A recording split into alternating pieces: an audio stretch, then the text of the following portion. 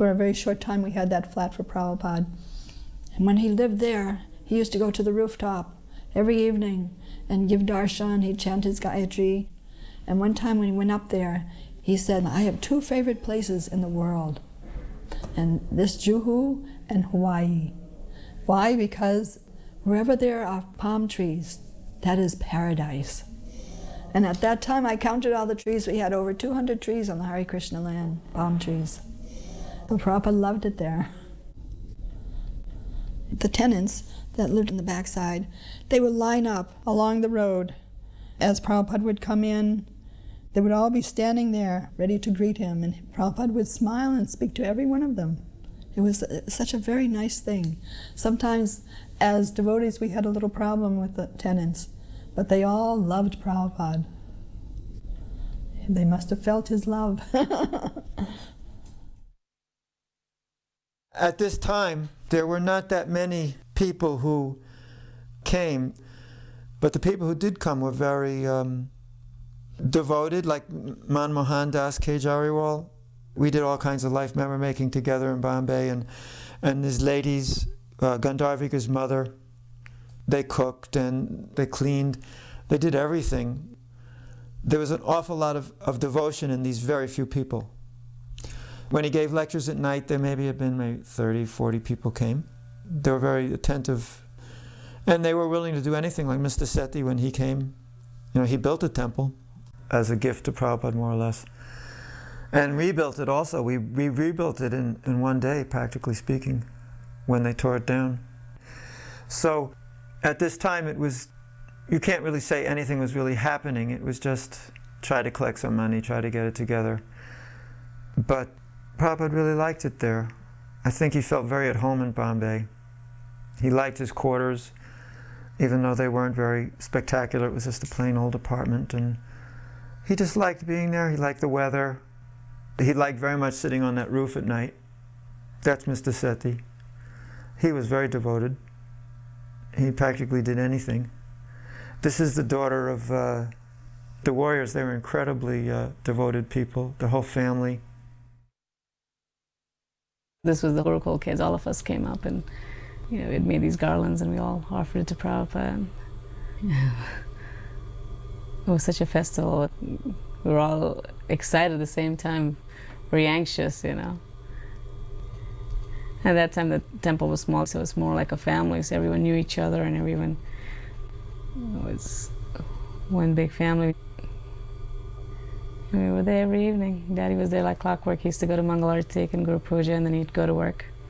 And the evening Artik, he would be there too.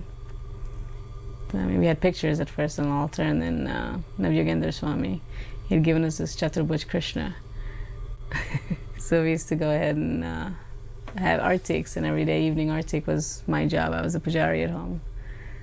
So that was one thing Daddy had started at home, was to have the evening Artik.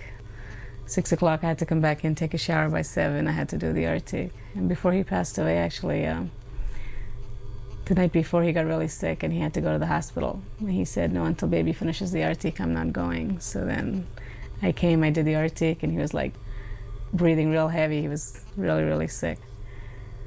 And then after the Artik, he left for the hospital, and next morning at 10 o'clock he passed away. That was the last I saw my dad. After I did the Artik, he gave me a big hug before he went, and that was it. So, yeah. If it wasn't for Prabhupada, we wouldn't be doing that Artik. We taught everything we have, everything we know. That's my dad and my mom, and that's Mr. Menon there. And that's my dad.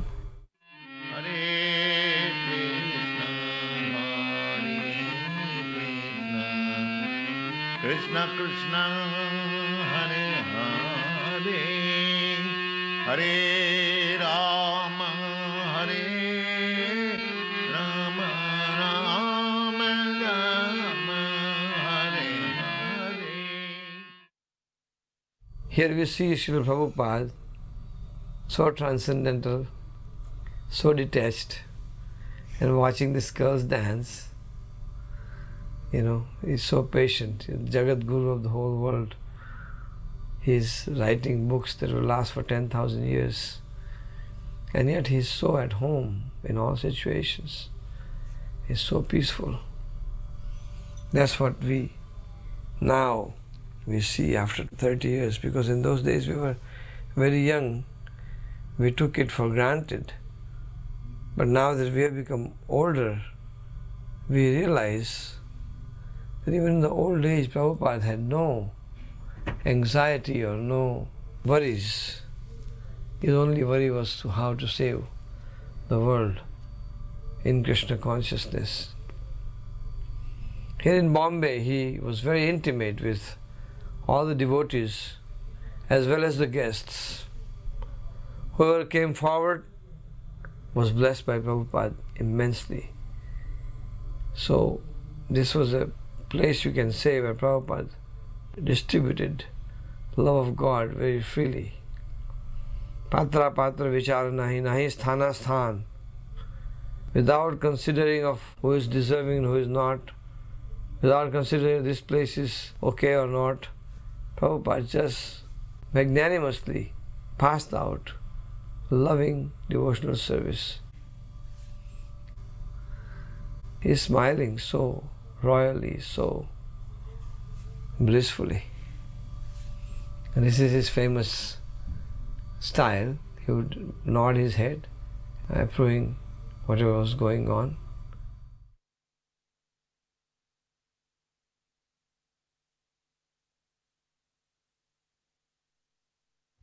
Akshananda Maharaj is asking Prabhupada, showing the book, and he's going to read now. This was Prabhupada's another famous pastime. And if a guest would come, he would quote a verse from Bhagavad Gita, and then he would say, open the Bhagavad Gita, start reading. And they would ask us to read the whole verse and the purport. So again speak on that. This way, every darshan became a perpetual Srimad Bhagavatam class. From 4 o'clock in the afternoon till 9 o'clock, practically till he took rest. He would constantly speak. One evening, I was alone on the roof with Srila Prabhupada, and we were talking about Vanashram. This was just after he gave the Vanashram talks in Vrindavan.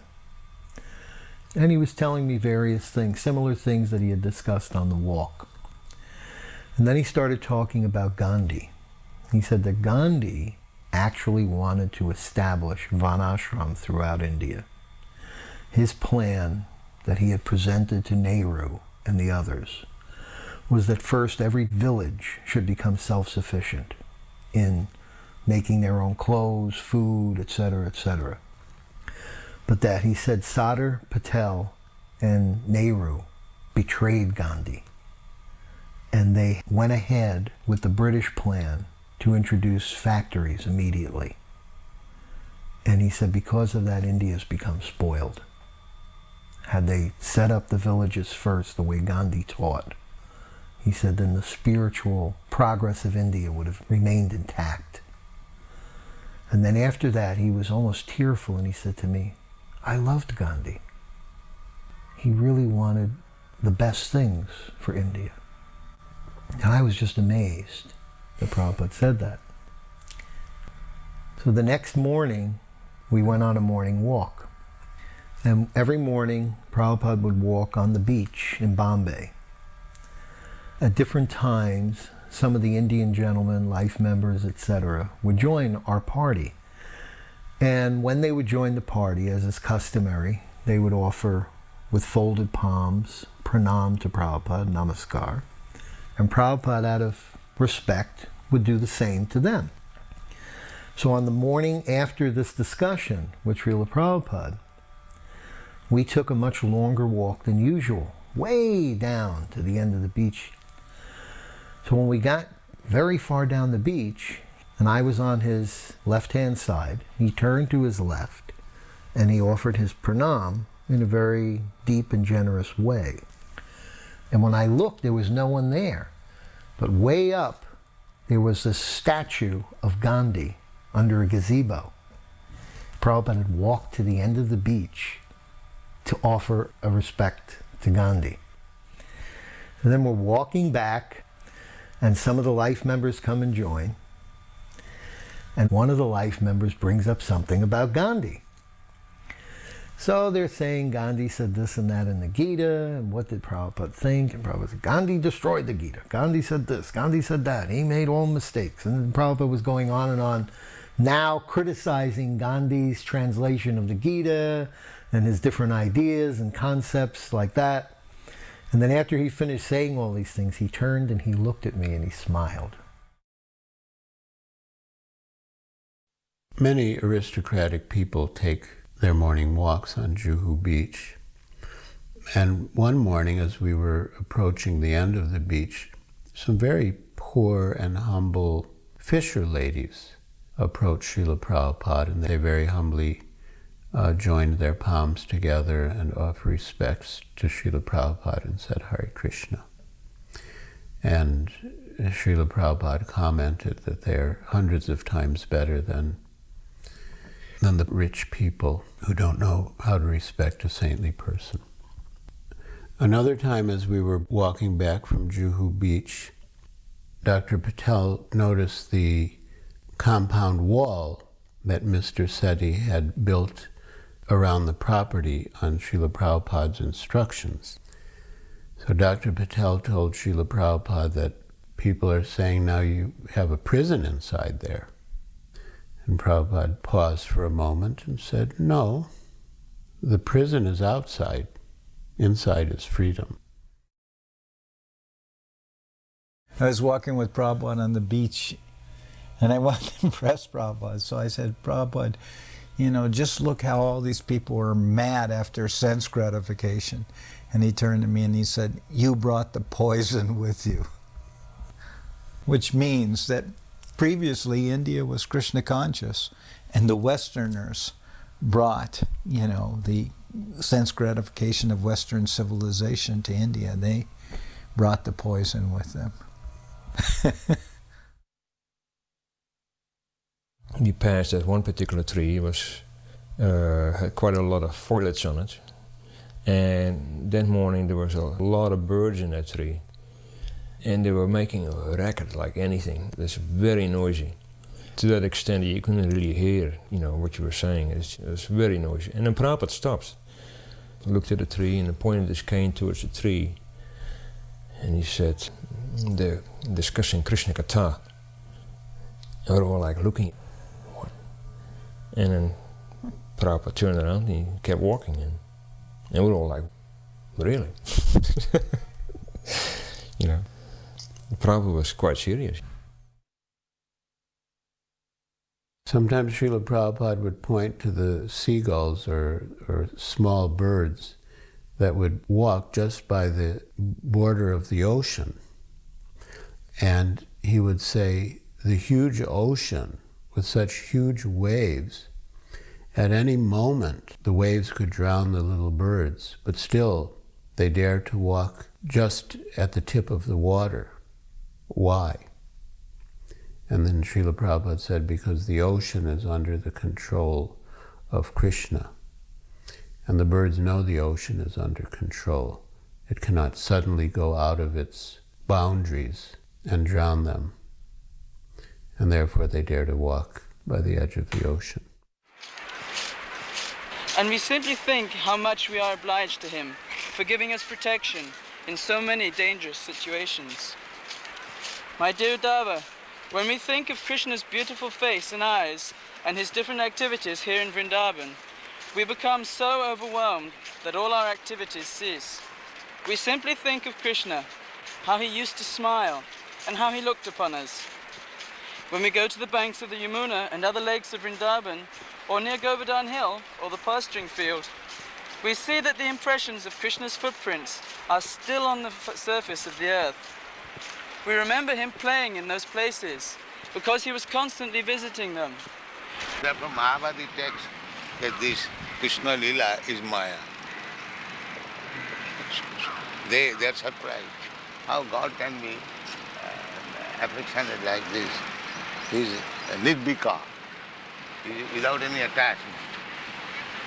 They cannot understand this. On one occasion, Srila Prabhupada was criticizing the Mayavadi philosophy, especially the philosophy of Vivekananda and Ramakrishna. Yato mat tato pas. As many ways, so many conclusions. In this philosophy, it means that whomever you want to worship, you can worship. Whoever your heart goes to, you can worship. And you will attain the same supreme destination. Srila Prabhupada was extremely opposed to this conclusion.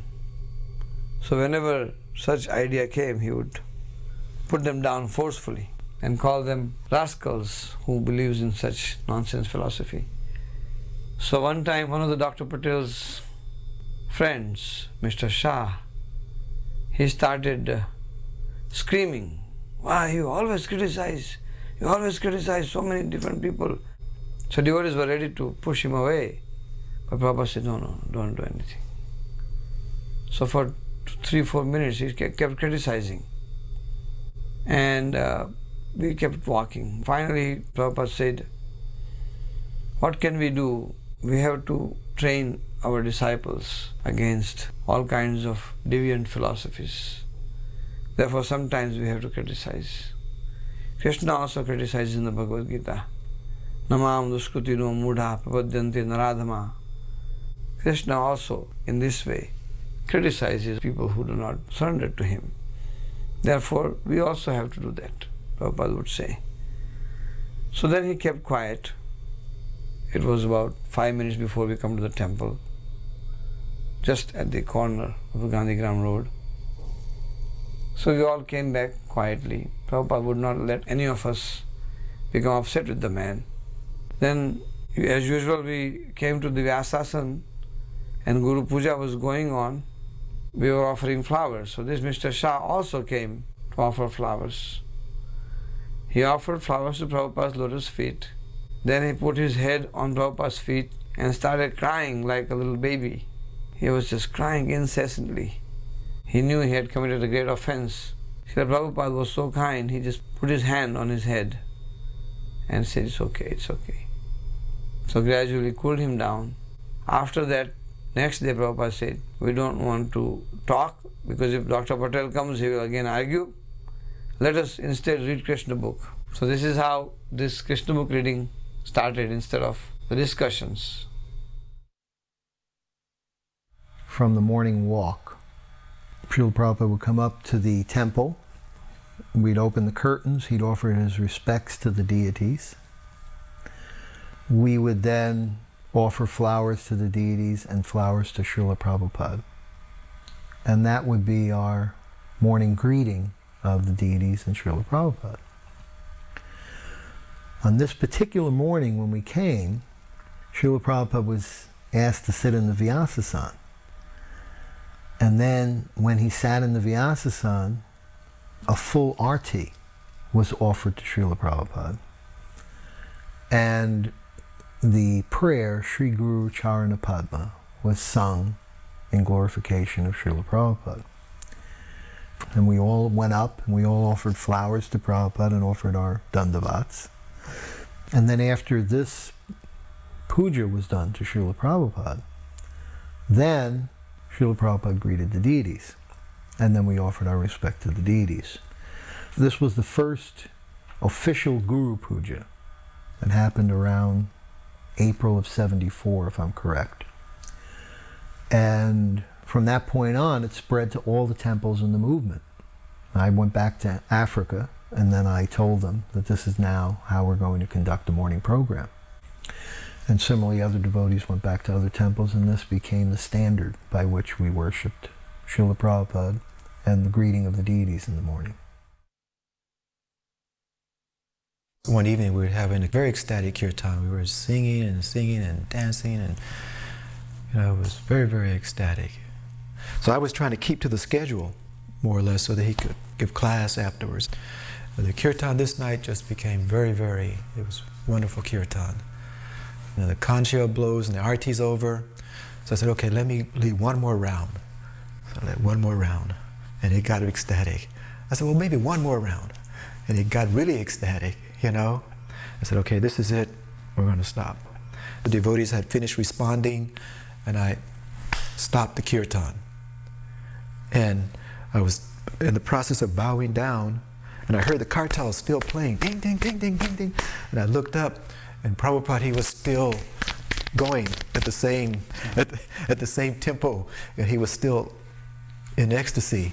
And I came back up and started chanting again, and Prabhupada's head was rocking side to side, but we kept on singing. That was very, very wonderful. And then we went on, past the time to start the class and everything. And at that time I waited for a signal from Prabhupada to stop.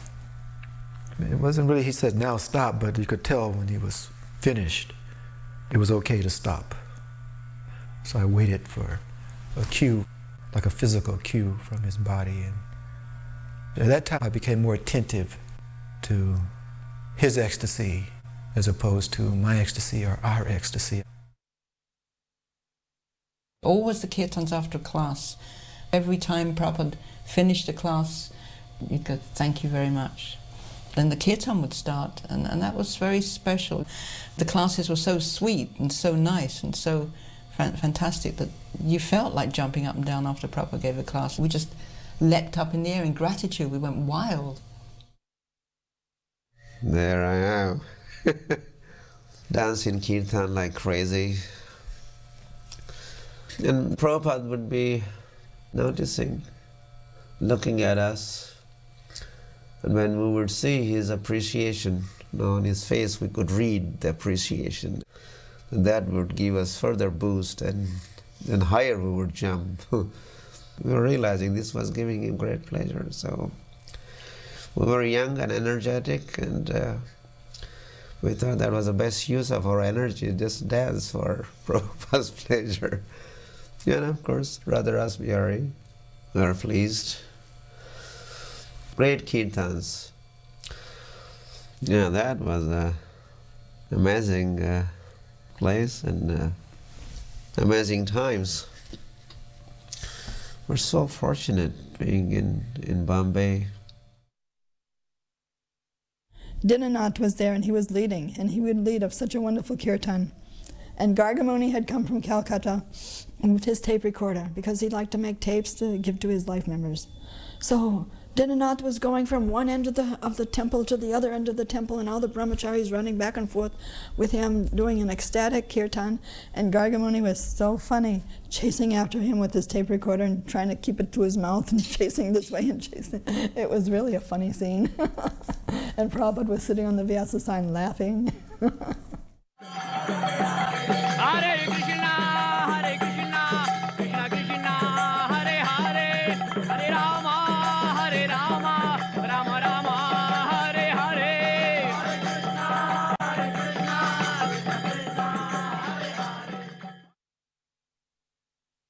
Although Juhu had some opulent hotels, it was originally just a fishing village, and there were many poor people who lived in the area, and their children would come to the evening programs and join the chanting and dancing. And of course they would take prasad from Srila Prabhupada's hand at the end of the arti. But Srila Prabhupada was concerned about them, and he actually said that we should keep bins, one for clothing and one for food grains. And we should give the clothing to the poor children and give them prasad. And in this way, Srila Prabhupada wanted to take care of them as young devotees of Krishna. So one evening, Prabhupada was giving out prasadam to all these kids. I said, oh, Prabhupada, let me do it. And I went to take the plate from Prabhupada. And, Prabhupada looked at me. He said, I will do it. Because he's actually giving mercy. And that was his mission. But this is the program, to worship Krishna and take Krishna prasadam. In New York, in 1966, it was an apple, a cut apple. And here it is, just some fruit. But this was Prabhupada's program. Very simple, but very deep. And Prabhupada gave his full attention to it. He wasn't doing it in some offhand, quick way, but very deliberate. Prabhupada pointed out in his talks that even well-to-do people would come to get this prasadam. They didn't need it. They weren't in need of food, but they valued it as something spiritual, something that could help them in their spiritual life. And this, Prabhupada said, was the purpose of prasadam. It's not just an altruistic activity that we give prasadam to poor people or destitute people. We can do that, but prasadam is for everyone, because spiritually we are all poor, we are all destitute. We need this mercy from Krishna. And Prabhupada was very generous about it.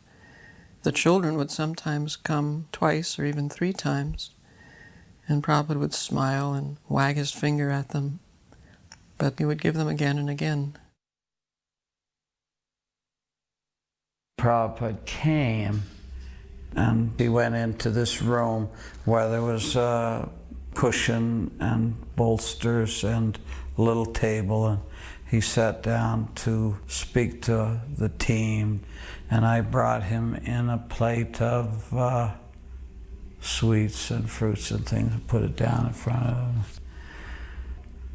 And he just stopped and he turned and looked up to me and he said, "Thank you very much." I knew that he did not mean thank you for the fruit or thank you for cleaning the apartment.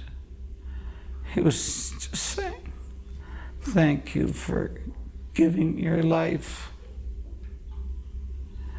And that was so gratifying when any devotee got that kind of reciprocation with Prabhupada. It made it all worthwhile.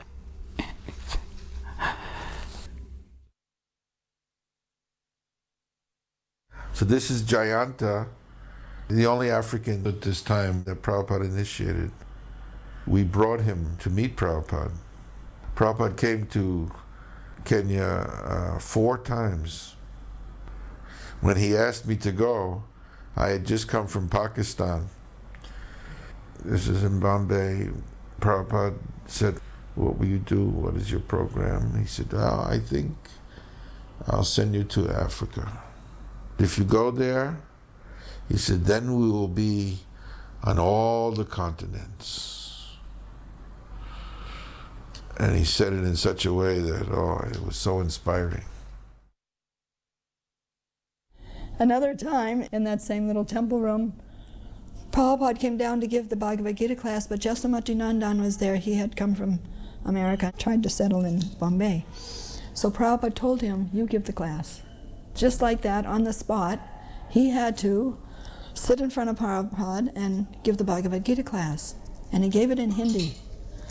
And Prabhupada just sat on the Vyasa side and smiled. He was so pleased with his class. And every once in a while, he'd tell him something in Sanskrit. Otherwise, he just let him give the whole class all by himself. I had received an inheritance in the spring of 1974. I was in Bombay at that time, and Giriraj Brahmachari came and said that there was an apartment becoming available, and we had to buy the apartment so that the people would leave. So I was able to give part of the money to help buy that apartment. And it was an amazing apartment with this beautiful gray, very cooling granite, and it had wide open verandas and porches, so a wonderful cross breeze came through. So with the combination of the granite and the cross breeze, it always was cool in there, even if it was very hot outside. Srila Prabhupada liked those rooms very much. He lived in that apartment the whole time he was in Bombay. And one of the salient features of the apartment was a big open roof. Srila Prabhupada would go up there and sometimes cut Karela and dry them on the roof in the sun. And so Palika and I had an idea to make him a wonderful asana up there. And we arranged to have big white pillows made and big white seat for him. and put them in front of a neem tree on the roof. And Srila Prabhupada would go up there every evening, and he loved to sit on that asana in many different poses. Sometimes he would sit horizontally with his legs over one pillow and his head over another. And sometimes he would sit cross-legged and sometimes up with his knees drawn up. And it appeared to me at that time that he was extremely robust in health and very jolly in his mood.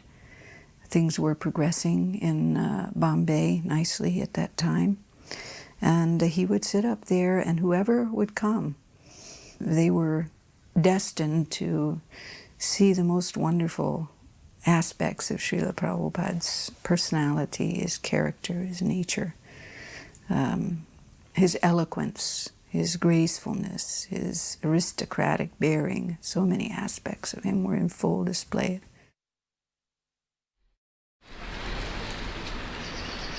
In other words, the spirit soul is person. As much as God is also person. Imperson means the covering. Try to understand.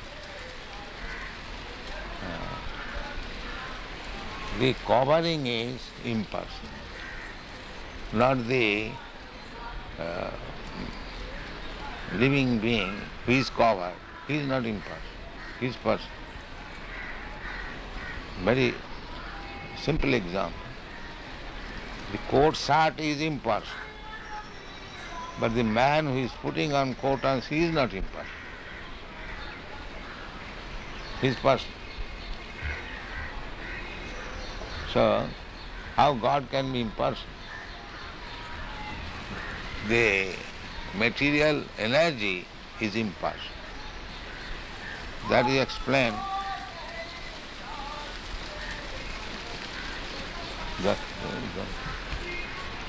That is explained in the Bhagavad Gita. Maya tatamidam sarvam jagat abbaktamurti.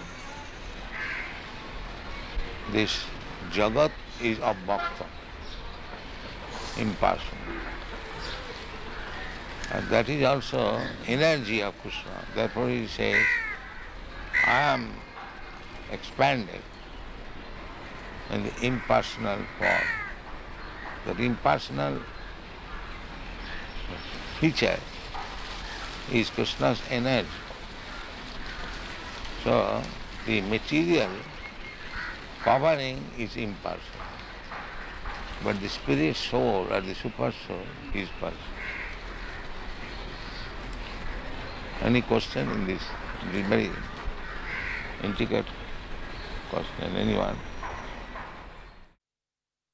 I remember around this time, I unfortunately grew restless with my duties while I was in Juhu. And I wanted some other service rather than just being a servant. So I wrote Prabhupada a note about that, and I put it on top of the letters one day. He instructed me, and he said, don't be a monkey jumping here and there looking for some different service. Keep the service that you have and be satisfied with it. So I immediately felt terrible that I had asked to leave my service. And I wrote him another note back and apologized that I asked to be transferred, and I said, please, I'm satisfied, I don't want another service. Don't throw me away.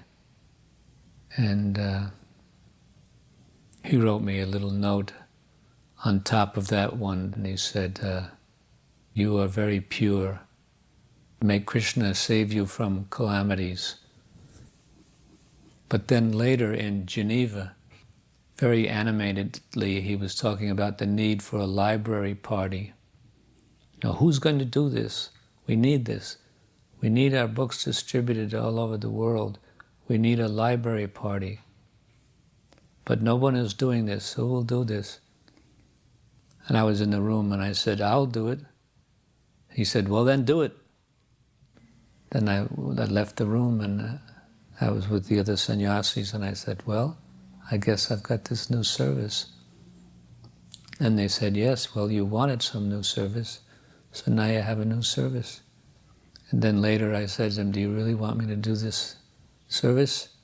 And Prabhupada said, yes, you can do it. Get some other brahmacharis and do this. But you have to get a replacement for your servant duties. I think you can get Brahmananda Swami. See if he'll do it. I found out if he could replace me, and he said he wanted to do it. I brought my wife to Bombay with me, and I said to Srila Prabhupada in front of her, Srila Prabhupada, the brahmacharis for years have kind of criticized the women, saying they're less intelligent, their brain is smaller, they're lustier, things like that. Is that true? And Srila Prabhupada's answer was, you're chanting Hare Krishna, and your wife is chanting Hare Krishna. Where's the question of being less intelligent? I remember reading in Chaitanya Charitamrita in Prabhupada's purport, the women in our movement are preaching, therefore they're as good as their brothers. And then I said to Srila Prabhupada also, Srila Prabhupada, I understand that the husband is representative of the spiritual master, and the wife is representative of her husband. Srila Prabhupada, should she do everything I ask? And Srila Prabhupada said, and you should be so arrogant?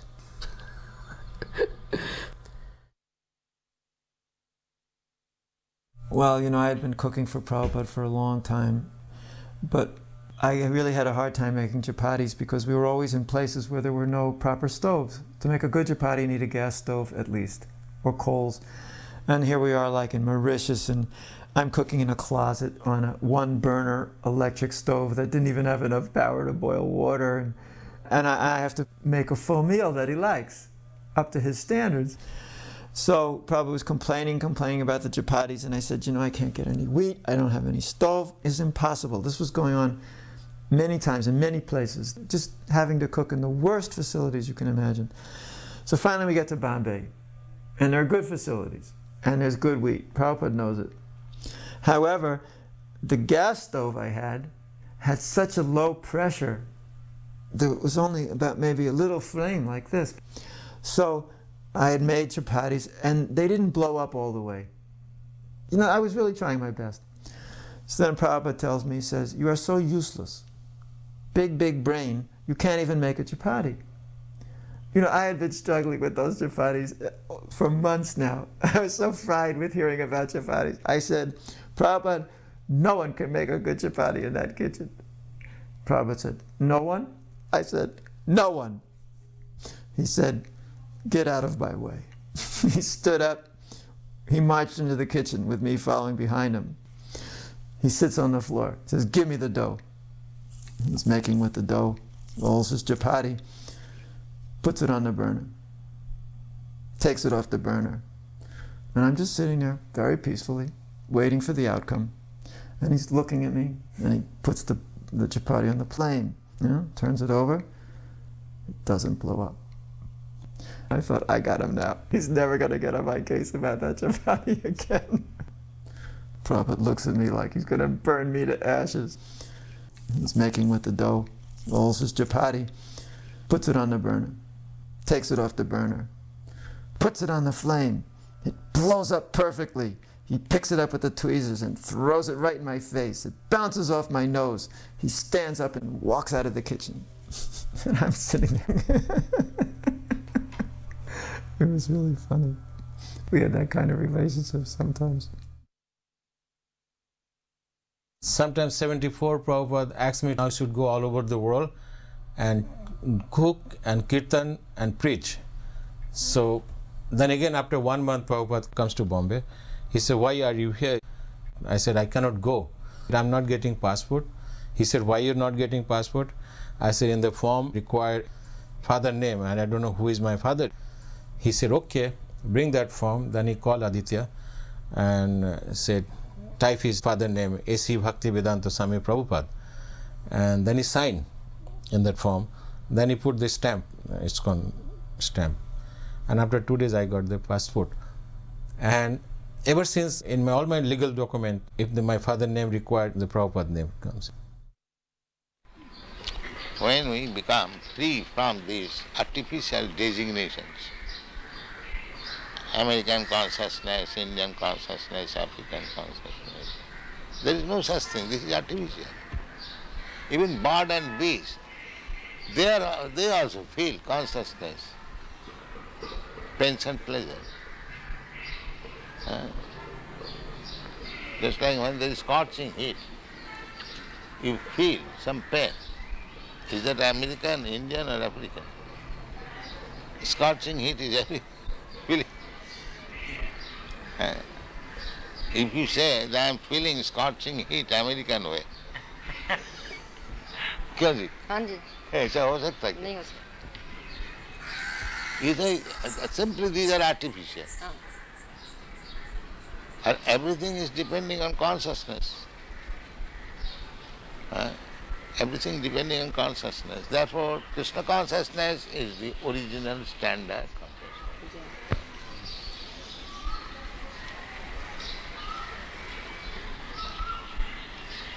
So, we are given the name Krishna consciousness very, what is called, thoughtfully. Prabhupada installed Monkey Bihari in Nairobi, and I was getting offering plates and so on in Calcutta, and I had this idea to get a pair of, I guess you call them padams or sadhu shoes, but made of silver and very nicely engraved and with Prabhupada's name and founder Acharya. And my idea was to take these and touch them to Prabhupada's feet and then bring them back to Nairobi and, worship, have on the altar. So one morning at the Guru Puja, very ceremoniously, I placed them on the cushion for Prabhupada's feet where the flowers were put. And Prabhupada saw them, bright, shiny silver, and he was approving very nicely. And then he put his feet into them, and Prabhupada was like wearing them. After the morning program, then Prabhupada went to leave wearing the shoes. I just wanted Prabhupada to touch his feet, and I was going to take them. And Prabhupada took them. And I was surprised. And Prabhupada could see my surprise. And then he understood that I wanted them. So then he stopped and took them off. I could have them. But he was wearing them very nicely. In order to build the Juhu temple, we needed a no objection certificate from the police commissioner. And after waiting and waiting and making so many efforts, finally the police commissioner sent a letter in which he refused to issue the no objection certificate on the grounds that the bhajan singing, which has been complained about in the past, is likely to be a nuisance in the future as well. We sent news to Srila Prabhupada in Vrindavan, and when he received it, he became furious. In the Bhagavad Gita, Krishna says, Satatam kirtayantam mam, that one should always engage in kirtan. And how dare the commissioner call kirtan a nuisance? So Srila Prabhupada wanted to protest the words of the commissioner and the refusal of permission. And so he asked the devotees who had come to India for the annual festival in Mayapur and Vrindavan to travel to Bombay. He wanted them to do Harinam Sankirtan throughout the streets of the city, to distribute books and to hold programs. And that when the people of Bombay were convinced about the value of Krishna consciousness, they themselves would prevail upon the government to give us the permission for the temple. He also wanted some of the more qualified devotees, such as Balavanta Prabhu, to meet with the political leaders to get support. Eventually, we were able to meet the chief minister of Maharashtra, and he somehow saw through the whole case. He saw that actually we were innocent and we were being victimized by political interests. And within one day, everything was reversed. And the news spread everywhere to every government office that the chief minister is in favor of the temple. And it was like night and day. Suddenly everyone was very friendly and cooperative. And very soon thereafter, we began the construction.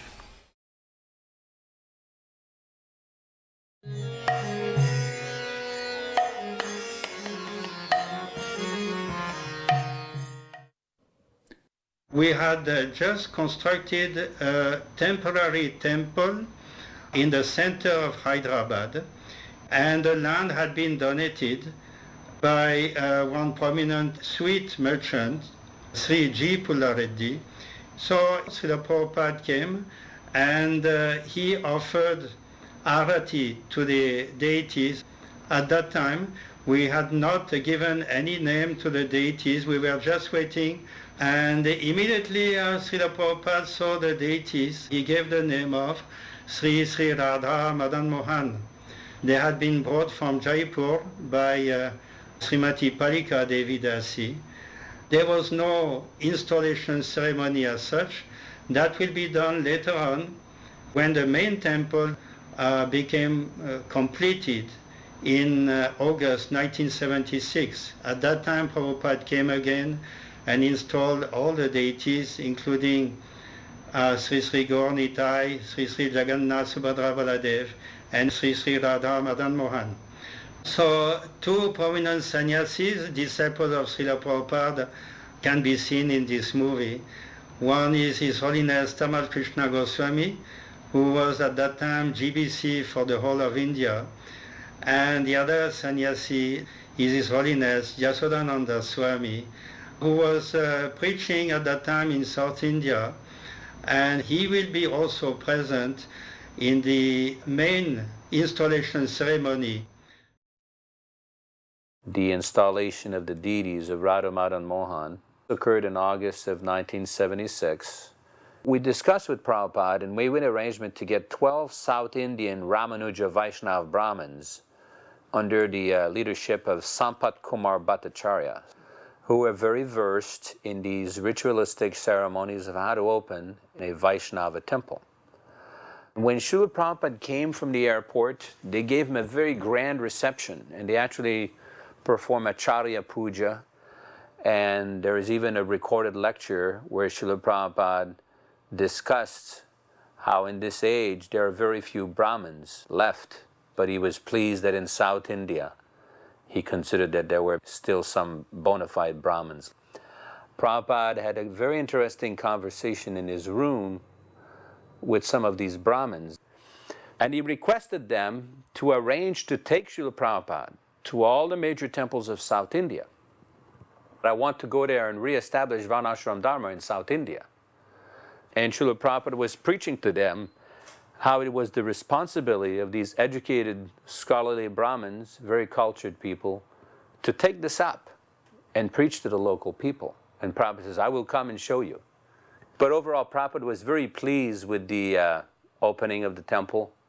And on the Vyasa Puja day, there was a grand ceremony for Srila Prabhupada's Vyasa Puja. So it was a pretty blissful experience.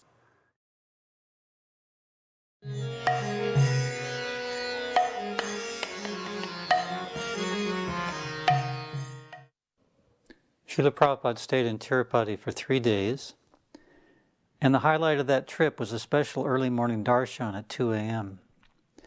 And I remember it was just a very mystical atmosphere, entering the deity room by torchlight, and then coming in front of Lord Venkateshwara, and the pujari waving the ghee lamp to illuminate his form.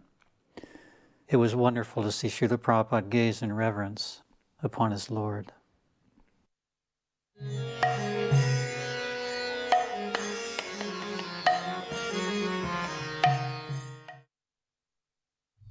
At the time, Prabhupada wasn't very well, so he was traveling with his own personal cook, who was Sasrup Maharaj.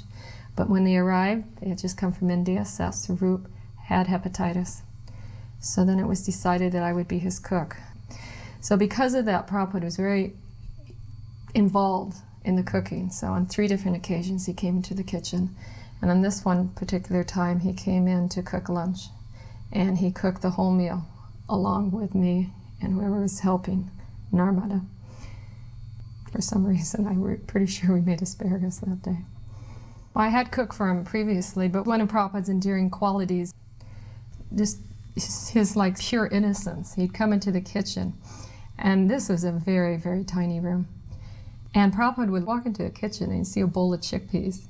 And he pointed everything. What is that? He'd be just so curious, but never sort of like imposing, or, he would just be like this pure innocence. And what is this? What is this? What is this? Like curious about everything. So we had a couple of Italian devotees cook an Italian preparation on a few days, and Prabhupada inquired what it was before he ate it, but he enjoyed them.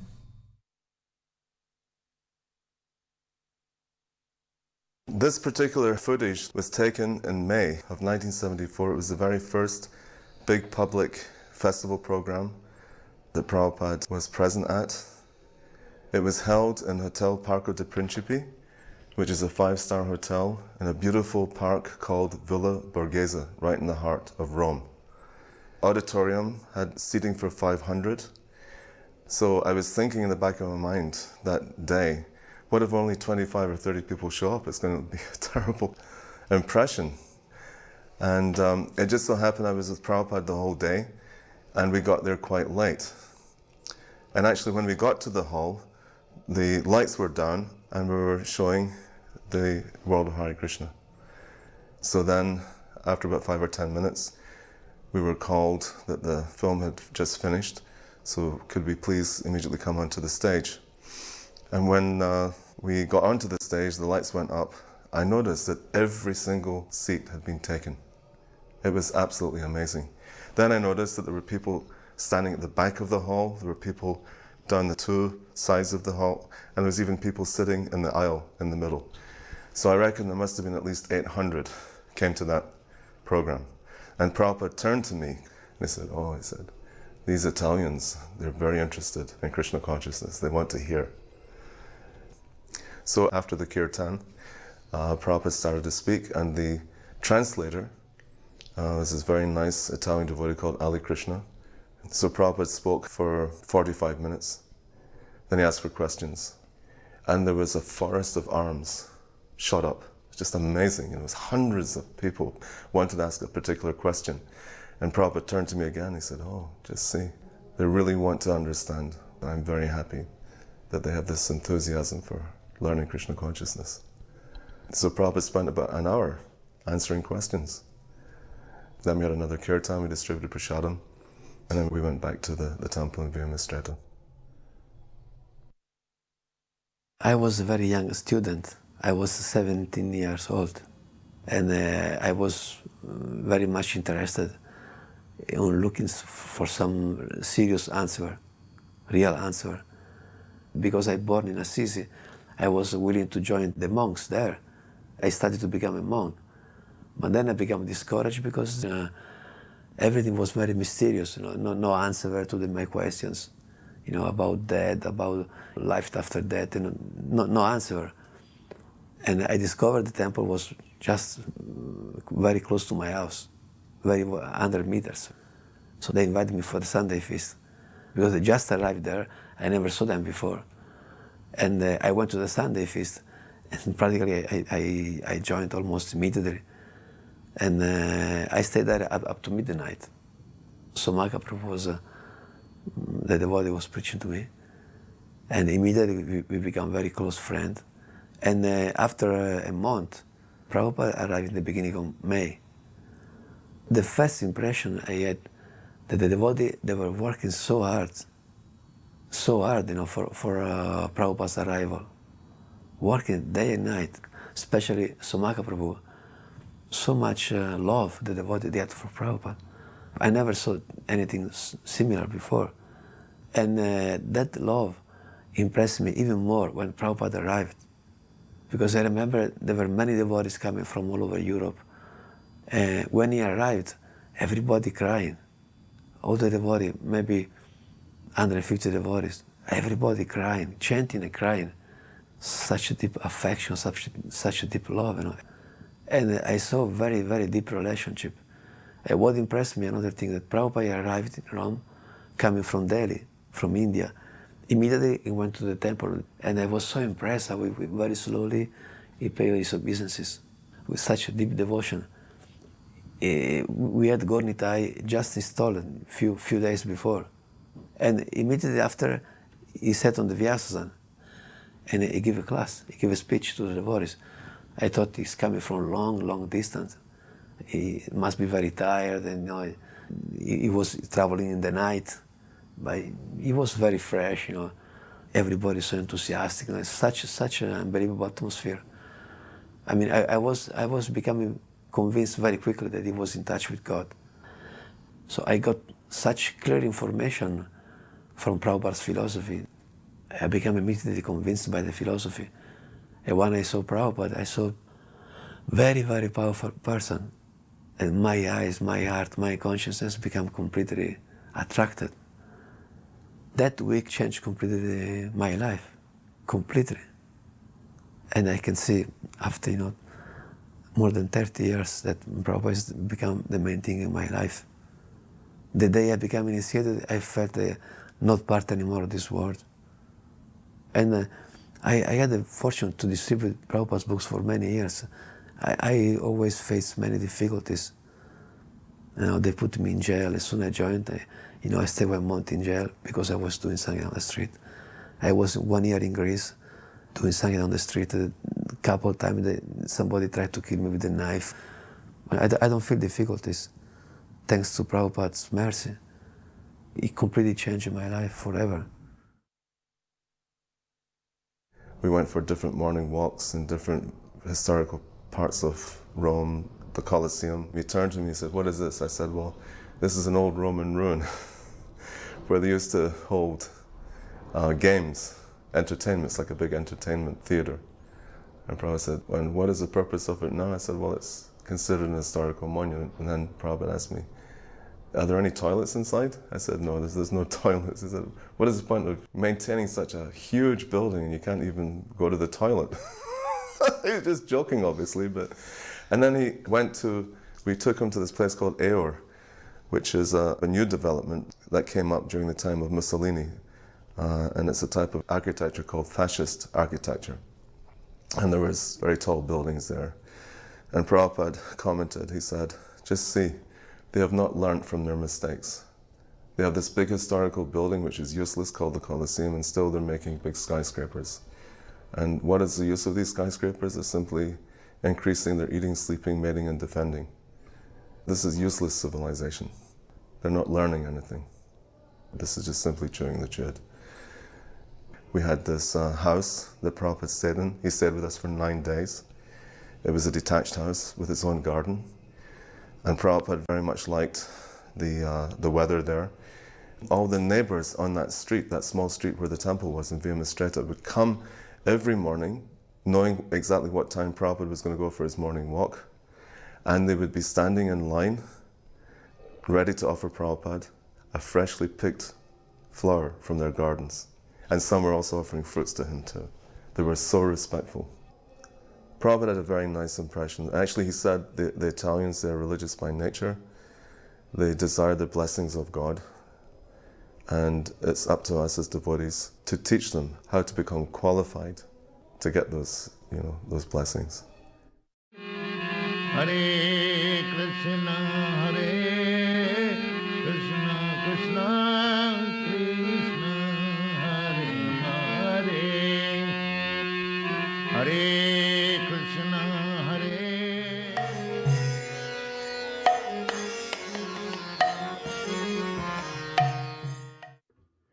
At the end of May, Srila Prabhupada left Rome, Italy for Geneva.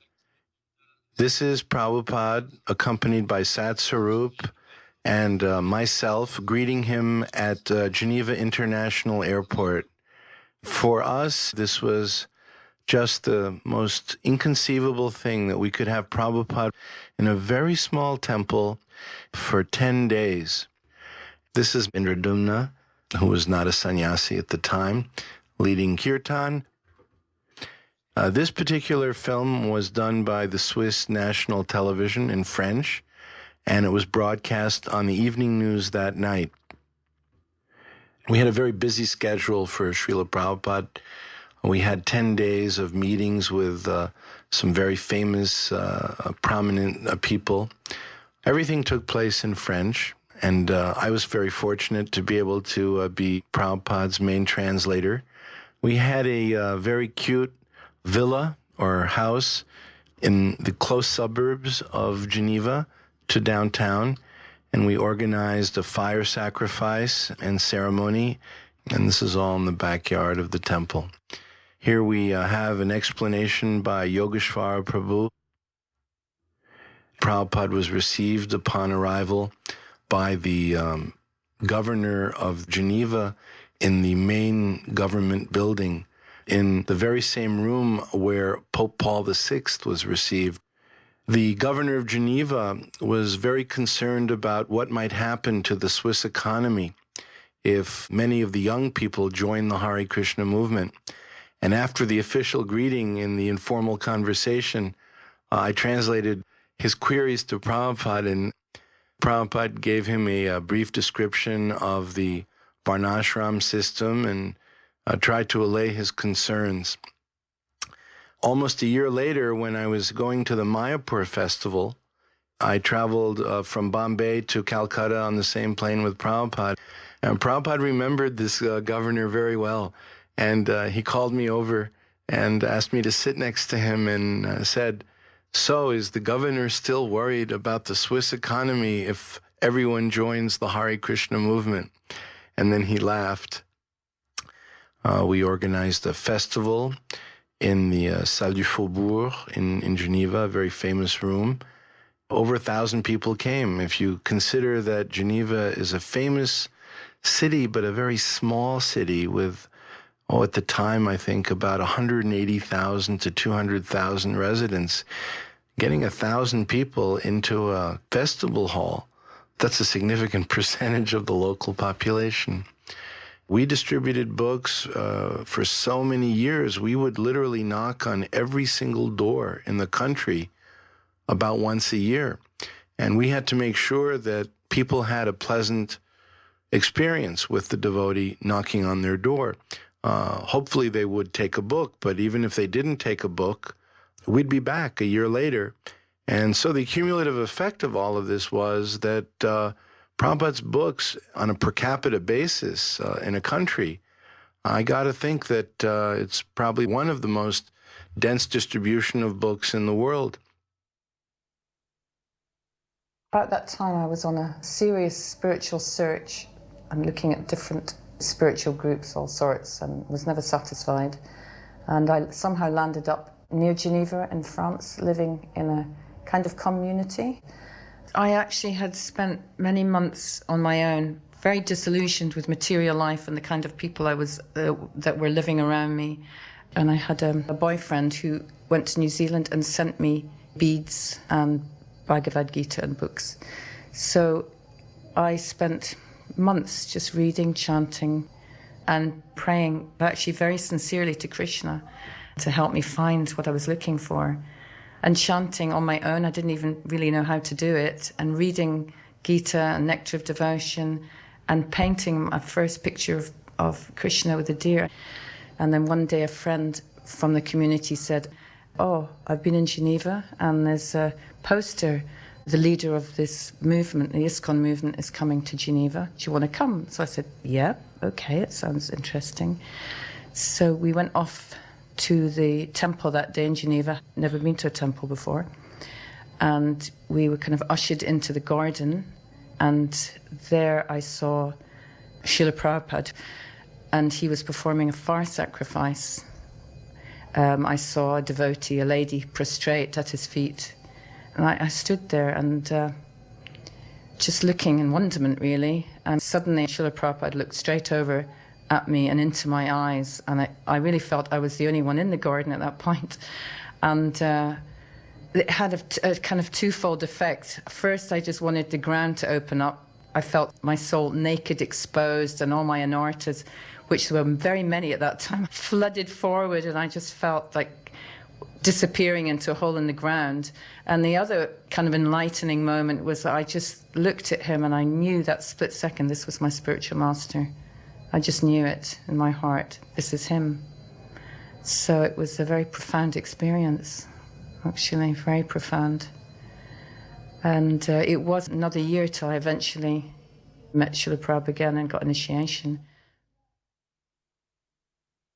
A Swiss writer and lecturer who is quite famous, Sergius Golovin, came to visit Prabhupada. He came all the way from Bern.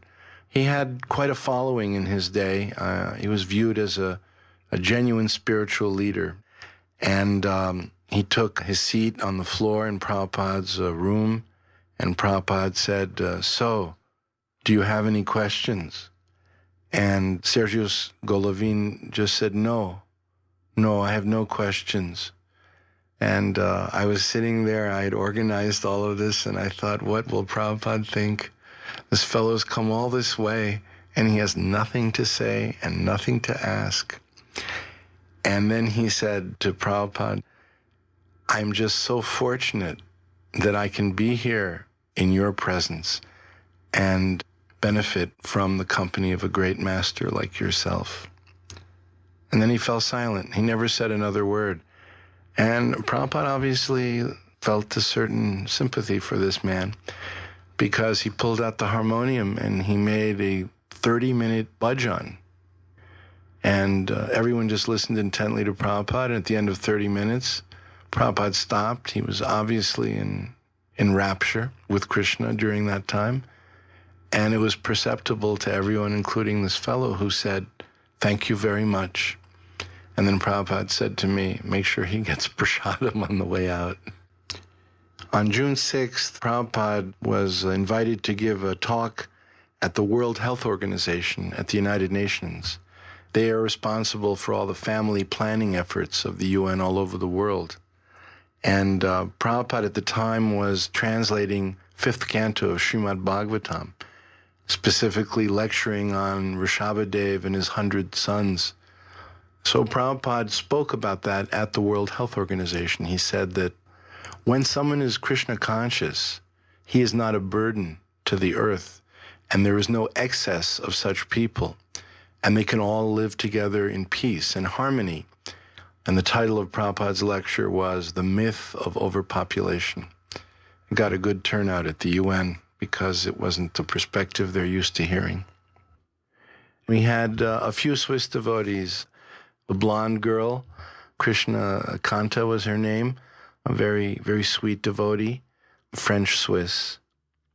Who would have ever thought that Prabhupada would come to Geneva? But why not? Geneva is, in the world history of religion, a very important city. It was there that one of the great proponents of the Reformation, Jean Calvin, organized the Protestant Reformation. So Prabhupada was organizing the Krishna conscious Reformation of Switzerland and the world.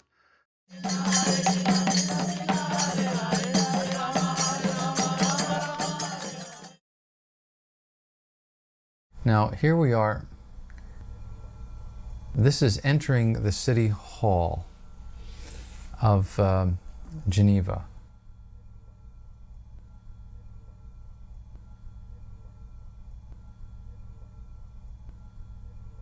This is Srila Prabhupada being shown through the entranceway.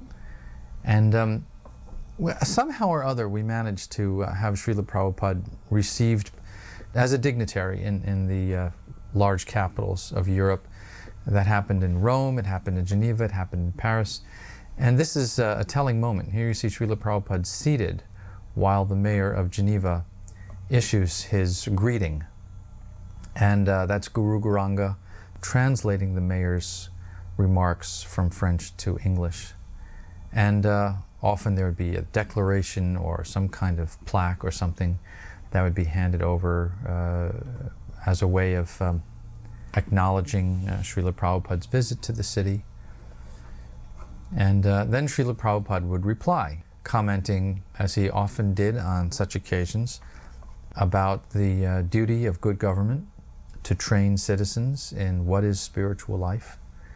Also warning that any government that does not take the responsibility seriously is a hellish government. I remember that caused some consternation in Paris when he was received at the city hall there. The mayor got very nervous. Two French reporters came to visit Prabhupada. One was an older man and one was a woman probably in her early 30s. Prabhupada didn't tell pastime stories, mostly preached about you're not that body, a lot of philosophical things. But he didn't generally tell so many stories. And this woman was sitting there and he starts telling her this story about how this demon kidnapped 16,000 princesses. And Krishna finally came and killed the demon. And the princesses approached Krishna because they were really attracted to Krishna. And Krishna looked at them and he said, "Come on." And that's how Krishna ended up with 16,000 wives. So as I'm listening to the story, I'm thinking, this is a pretty incredible story to tell a reporter, especially in the Western culture where everything is so rationalistic. But he told that story, and when he quoted Krishna as saying, "Come on," that reporter's face lit up as only a woman who had some experience in the world of heartbreak could understand. And even though the number of wives may have sounded so incredible, that affection he had towards those princesses touched that woman's heart. And she just lit up. It was beyond the rational. It was just on the level of an appreciation of the loving heart of Krishna by this very intelligent, very sophisticated French reporter. And it was a very wonderful moment. I remember Prabhupada in a small temple in Switzerland. At one time he gave a class and he was describing how we should build a very nice singasana in our heart and invite Krishna there. It should be as beautiful as we can. It can be in gold, it can be in jewels, diamond, and we should sit him there and then worship him. It was very impressive. I remember also asking Nitai, who was Prabhupada's secretary at the time, did Prabhupada mention where he would go next life for preaching? And Nitai told me Prabhupada said he would go on the lower planets to preach in the next birth. That was the most viral thing. He said very, very clearly, yeah, Prabhupada said he would go on the lower planets to preach the message of Krishna.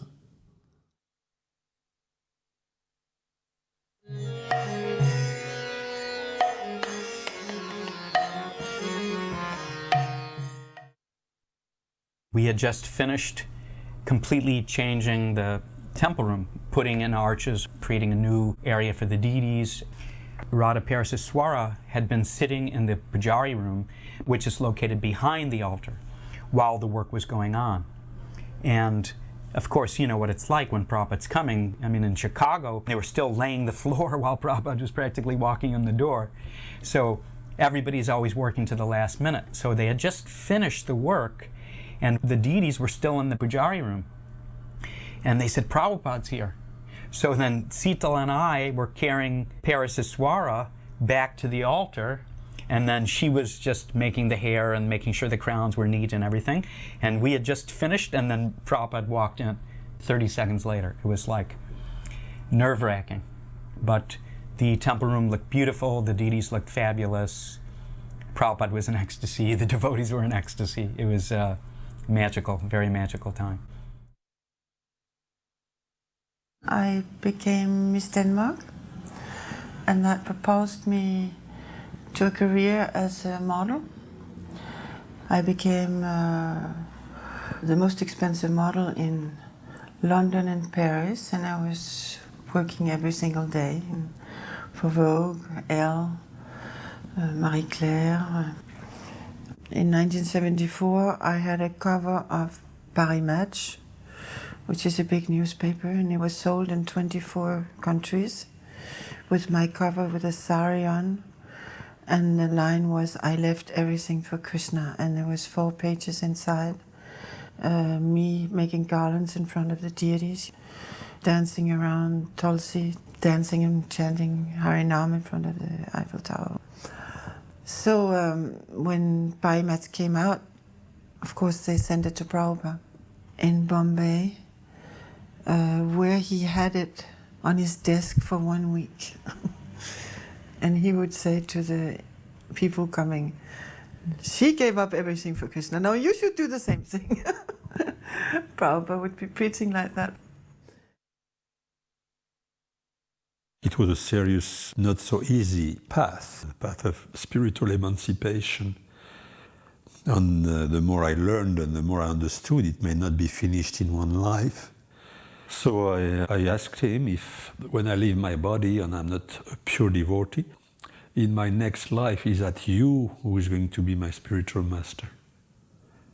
And Prabhupada reflected like this. And he said, you don't have to worry, all the arrangements are already made. Every day you are chanting, Janme, Janme, Prabhu say. That was important for me. The relationship with this person, it's eternal, it's not going to be broken. You know, I will try my utmost all my life, but then if something happens, is he going to be there, you know, next life? But I say yes. Oh, that was very, very important for me. I can see myself here getting my initiation beads, and this is I think the best moment of my whole life, to actually get my beads from Srila Prabhupada and to feel like this connection was made. I think I cried the whole way through the ceremony.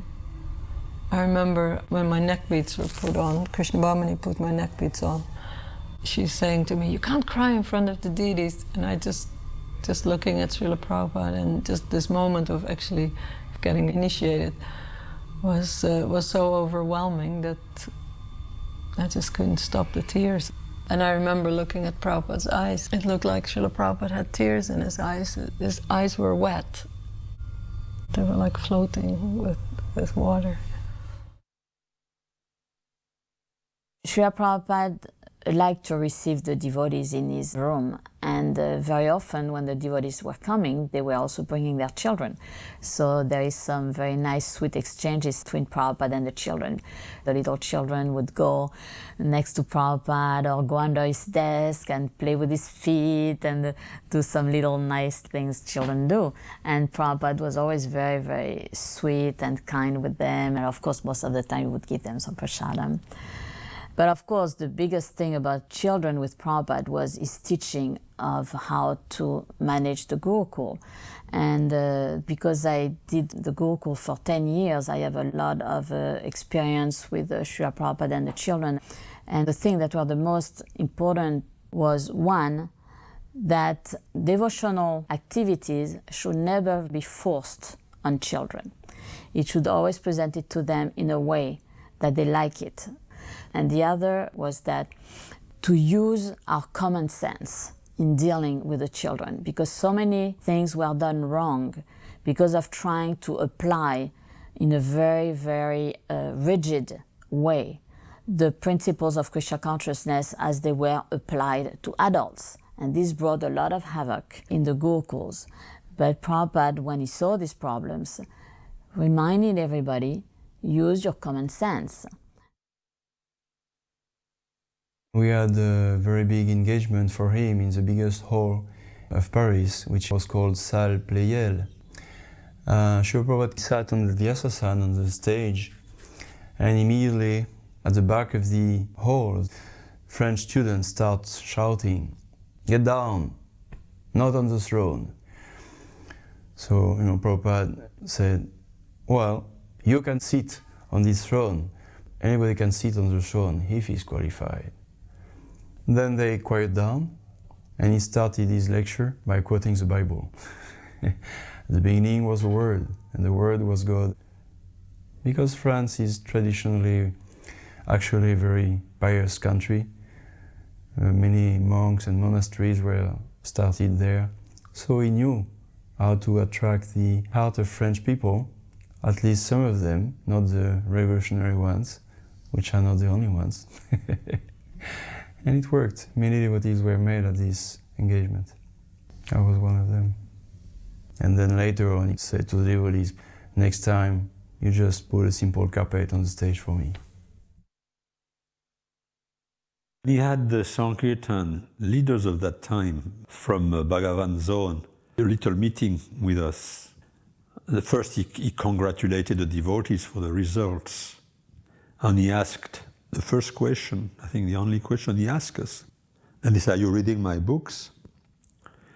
Then Mrigupati said, you know, Prabhupada, we don't have much time. We don't have time to read. Then I heard I was near. Prabhupada went, what is the use? I could see he was deeply hurt. You know, it was a major priority. Our life was to be used to investigate this message, you know, these books, these thousands of hours of working. So of course we're distributing. But then Prabhupada was more interested, like whether we were reading his books. Being a pujari, I was missing everything, the morning walks, the room conversations, everything, and I was getting more and more stressed. People weren't turning up for their service. And I was getting more and more resentful as the day went by. So it was the last night that he was there. I was crying. I wanted to see Prabhupada, and then Bhagavan came into the kitchen. He immediately just understood. Somehow there must have been like a black cloud surrounding me. So Bhagavan ordered me, I want you to go up and see Prabhupada right now. The thought of going up and seeing Prabhupada in this state was like terrifying. And he said, no, I'm going. You come up with me. I thought, okay, you know, and I started walking behind him up to Prabhupada's room, and I was like getting smaller and smaller and feeling like I want to disappear completely. And as soon as I walked into Prabhupada's quarters, it was from night to day. You know, I became so satisfied and so happy, almost like a child sitting in the lap of his mother. And we were sitting, and then I think it was Yogeshwara asked Prabhupada if he would sing. So Prabhupada came and sat down in the middle of the room, and the few of us that were there just surrounded him, and Prabhupada did bhajan for maybe half an hour, and they did recordings. It was just like the most intimate and wonderful and beautiful experience to be there with Prabhupada singing with such emotion. And I remember Yogeshwar saying, Prabhupada, your voice is so amazing. It's so extraordinary. And Prabhupada looked very shy, and he went, oh, no, that's all right. Like, he just wasn't accepting that. It was very, very sweet and such a humble mood of Prabhupada. Somehow or another, my attitude had gone way off track. And although at the time I wouldn't have thought of it, but now I see it as Prabhupada carrying Vrindavan with him in a way that, you know, we were all in that little bubble, and you didn't feel that you were any more in Paris or, you know, in the material world, but you were in that little Braj bubble that Prabhupada allowed us to enter into by his presence. So extraordinary.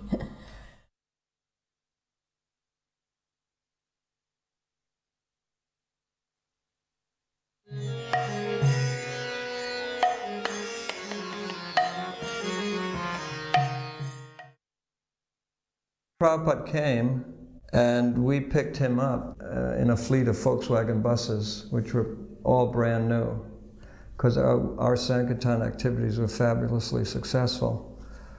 And Prabhupada was very impressed by that. When we rolled into Schloss Rettershof, the owners who kept horses and had an academy for training, horse riding and jumping, for some reason they took it upon themselves to line up with their horses, and when Prabhupada came by, the horses all made a bow. They were obviously very well trained horses, and Prabhupada really liked that. And we also, of course, liked it. This particular footage from Germany would have been lost if it would not have been handed over to us by one Christian priest who was in ownership of this footage. He mentioned that the film began to deteriorate and it might be beneficial for us to take possession of it before it would be lost forever. I thought this is a nice example of cooperation between different religious beliefs. This is me talking to a journalist from a Christian organization in Germany. When I listen now after so many years to my interview, I'm amazed how forceful, but also perhaps a little fanatical, I presented the philosophy of Krishna consciousness. My personal understanding of fanatical is that when we were young devotees, we were very enthusiastic and convinced about practicing and spreading Krishna consciousness, but naturally not very mature, not very experienced in doing so. This in itself should not be seen as a fault or mistake. It's natural. We have seen on several occasions how Srila Prabhupada defended the behavior of his disciples, who were very serious and sincere, yet he certainly expected that in due course of time they would become more and more mature. At that time, Professor Durkheim came, and he is a huge, well-known personality in psychological departments of practically every university. He brought Zen Buddhism to Europe. He at that time had many German bishops, Catholic bishops, becoming very interested in Zen Buddhism. He had about 30 of them coming for retreats. So he was hugely influential. And I thought this Durkheim is the guru of the Catholic bishops. Let him become the disciple of Srila Prabhupada. So when he came, he was quite reserved, but within minutes, they struck up a very cordial relationship. They were contemporaries. Durkheim was about maybe 6 years younger than Prabhupada. And Prabhupada talked with him so nicely that they immediately developed a very wonderful relationship. And Durkheim started to listen to Prabhupada. And I remember they walked over the fields. And Durkheim also had so many ideas in his head, and he started trying to impress Prabhupada, and Prabhupada looked at him at one stage and said, look, he said, this is not very intelligent. And Durkheim said, why? And Prabhupada explained to him why it's not intelligent, and Durkheim laughed and said, I suppose you're right. It was beautiful to see these two elderly men talking to each other like friends. And I remember at the end of one discussion, Durkheim actually paid his Dandavat to Prabhupada. While he was in the Dandavat position, he looked up and said, please accept me as your younger brother, which was kind of really nice, seeing such a huge personality accepting Prabhupada's superiority. So when I brought Durkheim back to the railway station, he was talking about Prabhupada. He said, it is quite amazing, this visit. He said, I've met many people in my life of spiritual standing. He said, but I've never met a person like this master. He said, he is durch. That means he is through, he made it. He achieved the perfect plane. He said, it is a remarkable day in my life. We recorded all these different lectures Prabhupada gave. I usually did the translating, which was an experience in itself. Prabhupada would start with a single sentence, then I would translate. I must say my English at that time was much worse than it is now. Next time he had 2 sentences. Next, 3 sentences. It was getting longer and longer. By some time, he would speak for 2, 3, 4 minutes, and I had to memorize everything to be able to translate it. It was quite an experience. But sometimes later in the years, I listened to the tape that we recorded during those room conversations, morning walks, etc. And there was one sentence in there, which either I had forgotten it, or I hadn't heard it, but I could also not remember that anyone ever talked about it before. Out of sudden I hear this sentence, now you have become so successful in Germany, very soon the government is going to come down on you.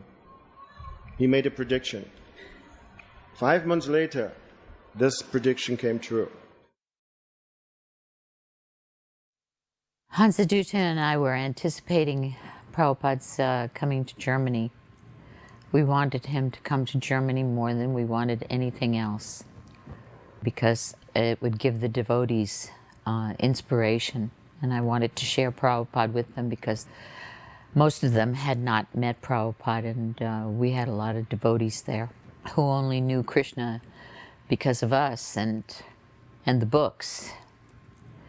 In the beginning, of course, it seemed like nobody knew how to do anything. Nobody knew how to take care of the deities or cook or clean or set things up. Everything had to be taught. It was wonderful how they wanted to learn. And we had a way with them that Prabhupada had actually taught us. I don't think that it was something natural. I think that Prabhupada had empowered us. We were artists and we were loners before we joined the movement. And now here we were surrounded by people day and night, and more people wanting to join us, and we always found a place for them. And so I was always very, very busy. I was translating Prabhupada's books together with Sachinandan, and Nikhilananda was there also. And Sruta, he was showing Prabhupada around in the Schloss, and then suddenly, of course, Prabhupada came in. He showed also the translator's room, and I had been working on teachings of Lord Chaitanya. So Prabhupada came in and he asked, what we were working on, and I showed him this book is practically published. We have the galley proofs from the printer. So then suddenly he said, read. I started to read the introduction of teachings of Lord Chaitanya for quite some time, 3-4 paragraphs. And Prabhupada was just standing there smiling, big smile, and listening. Although obviously he couldn't understand German, but just for him to see that the a book is in another language is coming out was his great, great pleasure. I had put my alarm clock exactly on 7.5 minutes. All of a sudden, as I was lying behind my desk, I heard the voice of Srila Prabhupada inquiring about the German translations. First I thought it was a dream, a nightmare. Then, as I emerged to an ordinary wakeful consciousness, I actually became aware Prabhupada is standing in our room. A few days before, he had said that he was never like the servants in the Dalhousie Park who pretend to be busy but in reality sleep. And now I was sleeping under the table. I was really sleeping only for 7.5 minutes, and it was necessary to concentrate after the heavy breakfast. But my spiritual master, who only comes once in a lifetime in my area of service, now will find out I'm sleeping. I felt so bad, but I calculated it will be even more bad when Prabhupada finds me lying under the table. So I better emerge. So I somehow, as gracefully as I possibly could, brought my body in the sitting position. And at that moment, Prabhupada looked at me, a little surprised, because I came out like a soldier comes out under camouflage. And then he laughed into my face with the eyes sparkling with energy and joy. And he seemed to communicate, it's all right, we all need sometimes a rest. And I was very much pleased by that very human feature of Srila Prabhupada's smile. So I was mainly concerned with Prabhupada's well-being. When he came, I knew him to be, a little bit fatty, and here he was quite thin, so I thought that my cooking would be so good that he would eat. I remember the first day, he ate everything. He cleaned his plate. There was absolutely nothing left.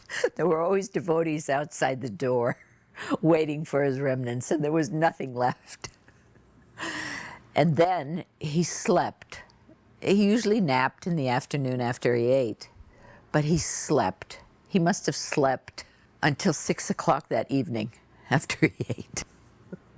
And I was so worried.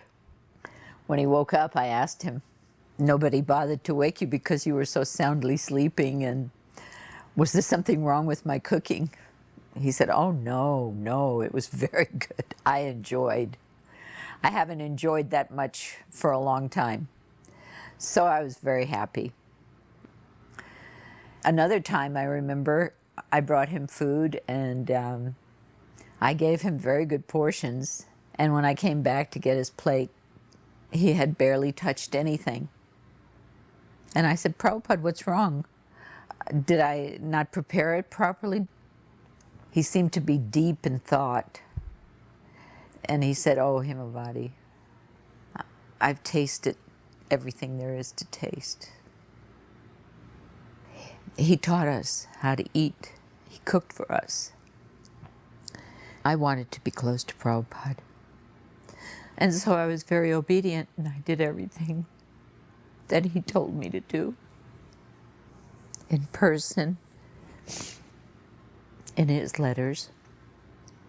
I took his direction.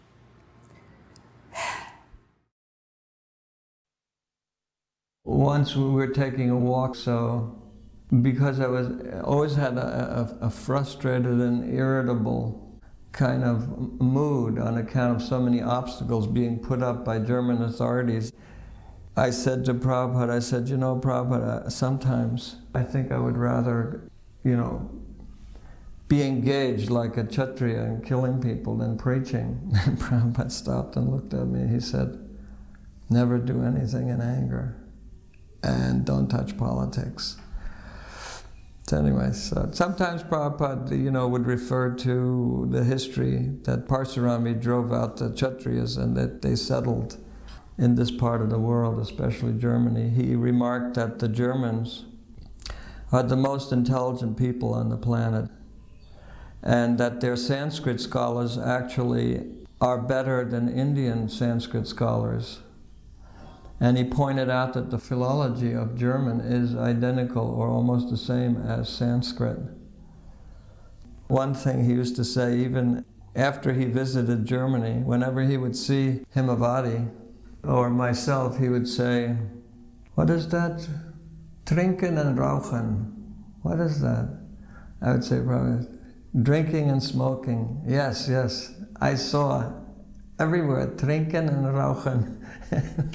You know, he noticed that early in the morning they had beer vending machines and that people were drinking beer in the morning.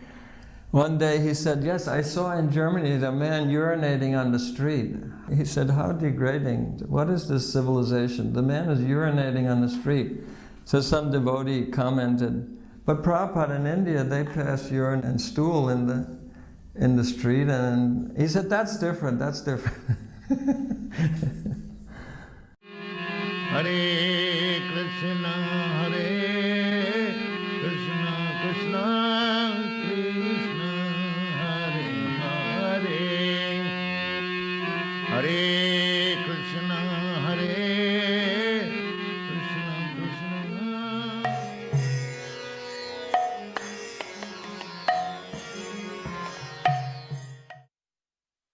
So this is Srila Prabhupada's visit to Melbourne in 1974 when he came out specifically for the Rath Yatra Festival.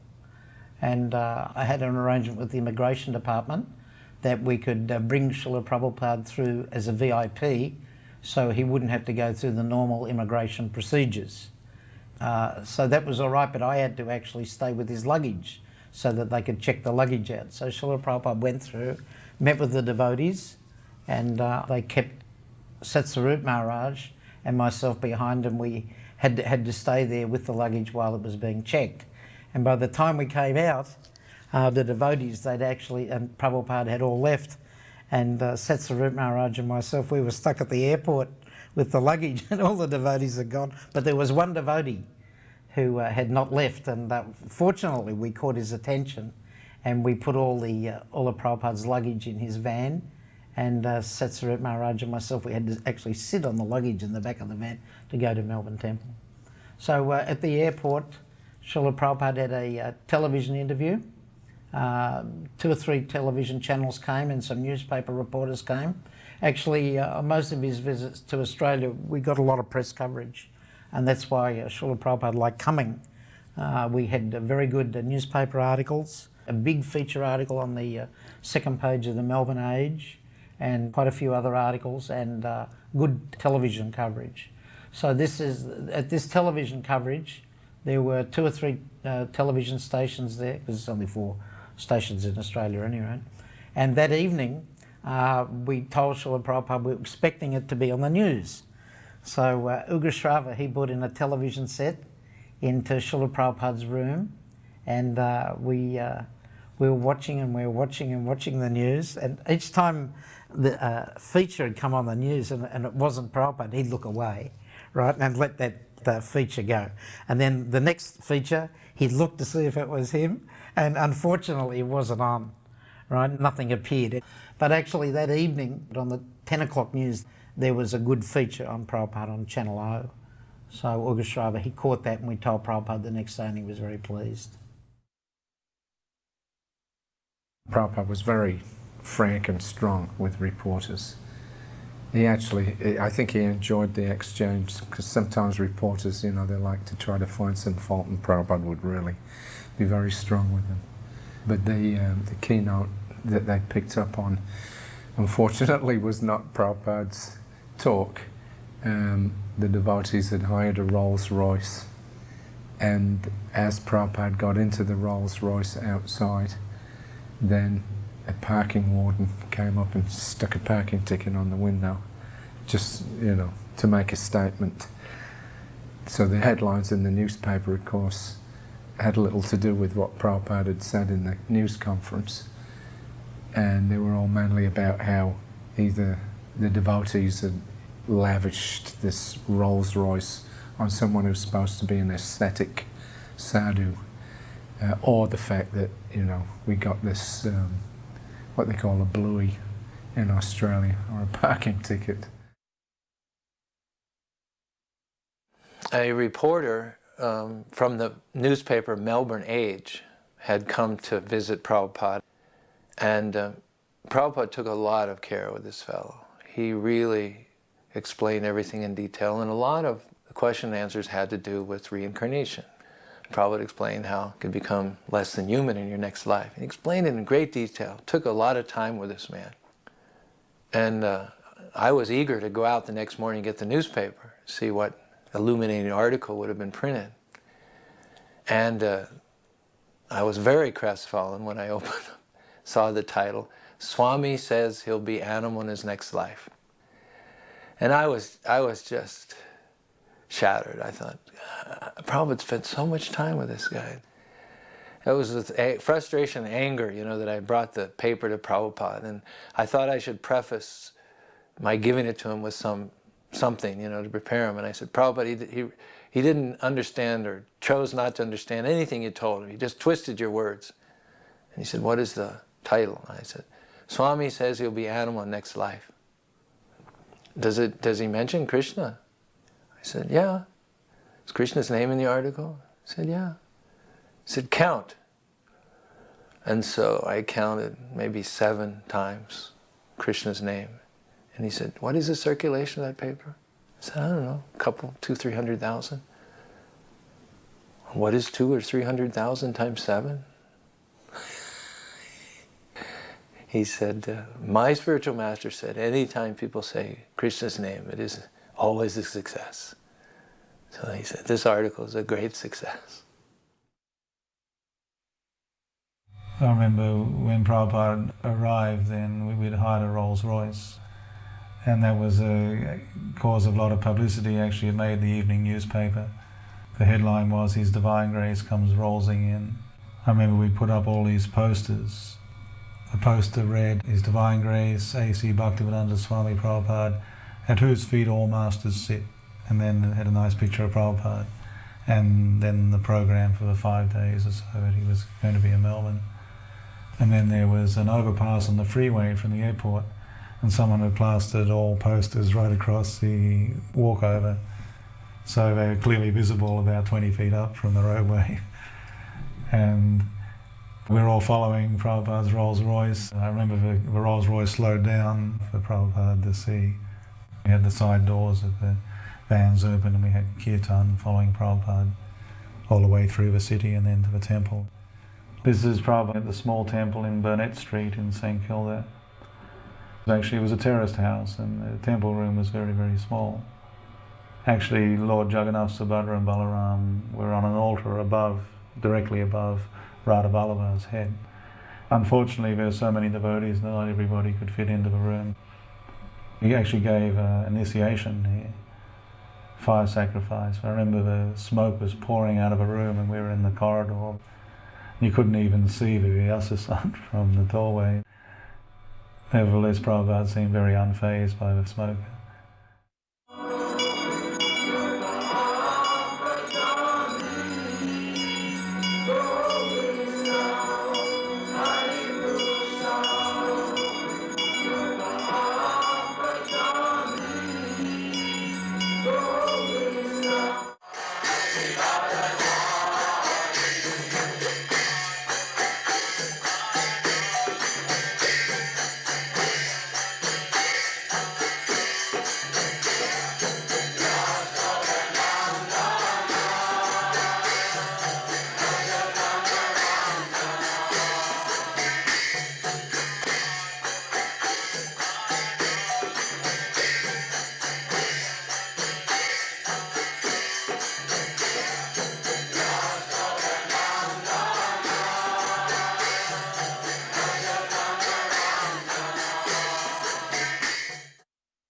So everyone was gearing up for Prabhupada to come, installing the deities.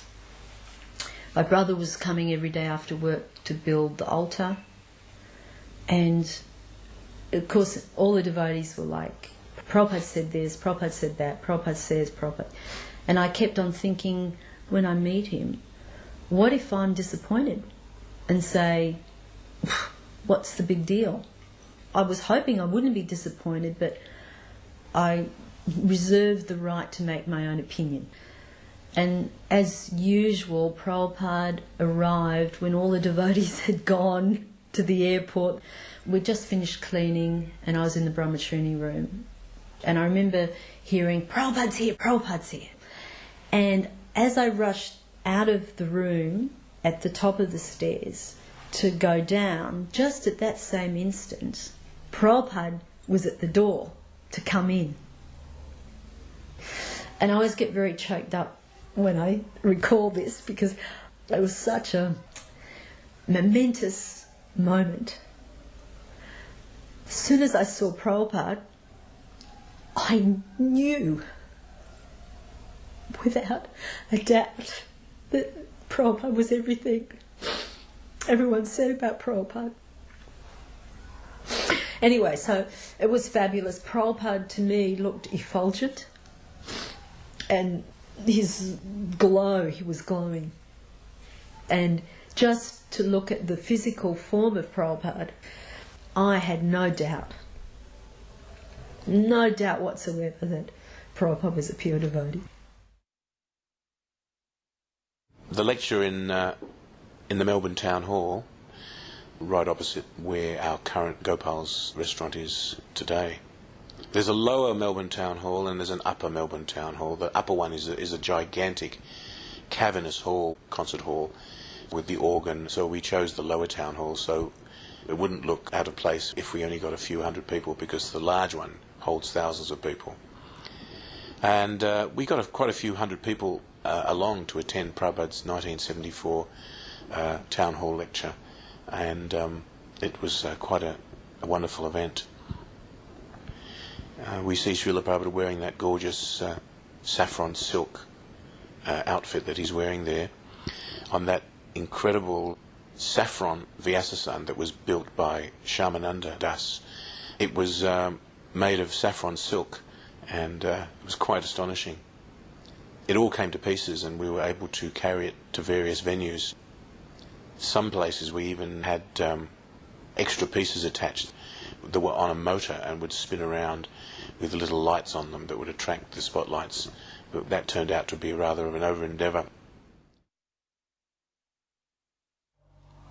This movement, Krishna consciousness movement, is teaching the science of God.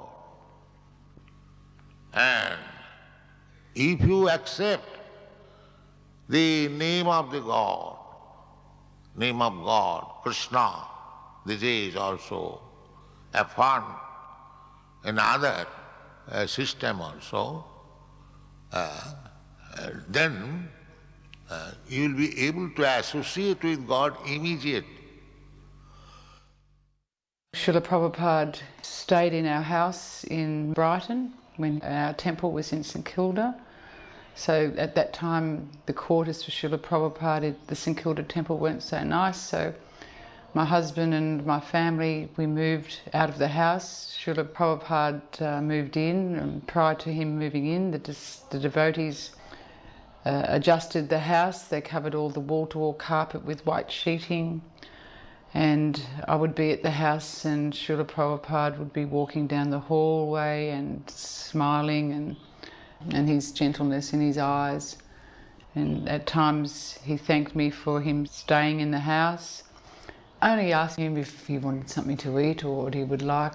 And he was always so polite, and he would say, yes, thank you, or no, thank you, or do not trouble yourself. Or actually one time Prabhupada said, is there any service that you need? And with that, I didn't know what to say to Srila Prabhupada when he asked me that. So I said, no, Srila Prabhupada, just being here in your presence is all the service that I need. I didn't ask any spiritual questions of Srila Prabhupada. I was always sort of speechless in his presence, really. So I think I was a little bit too shy to ask him anything. Here in this material world, the name and the substance different.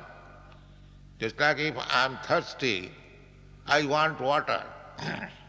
So the water must come to me. If I simply chant water, water, water, that will not be effective, because it is relative word.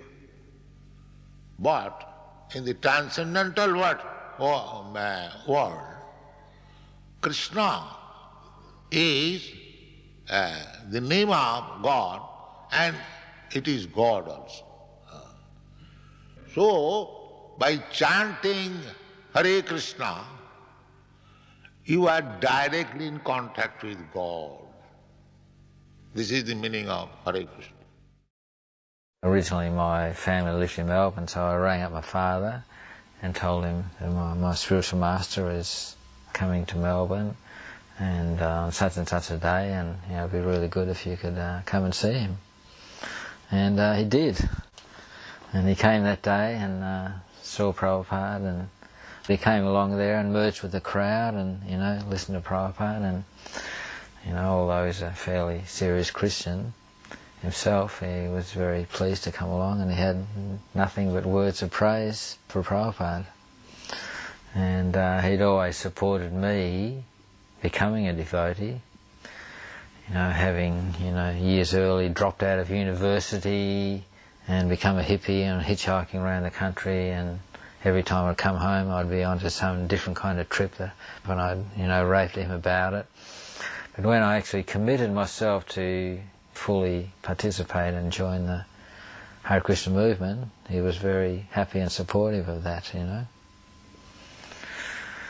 And I found out some years after I'd been a devotee that he was involved in some inter-Pacific conference about religious toleration, because I found a printout of the conference when I was a devotee in the temple. I didn't even know about it when it was happening. But he got up in front of everyone and said, my son has joined the Hare Krishna movement. It isn't my beliefs, but still I fully support him to be involved in it, and I think it's a good thing. And my father was a school teacher.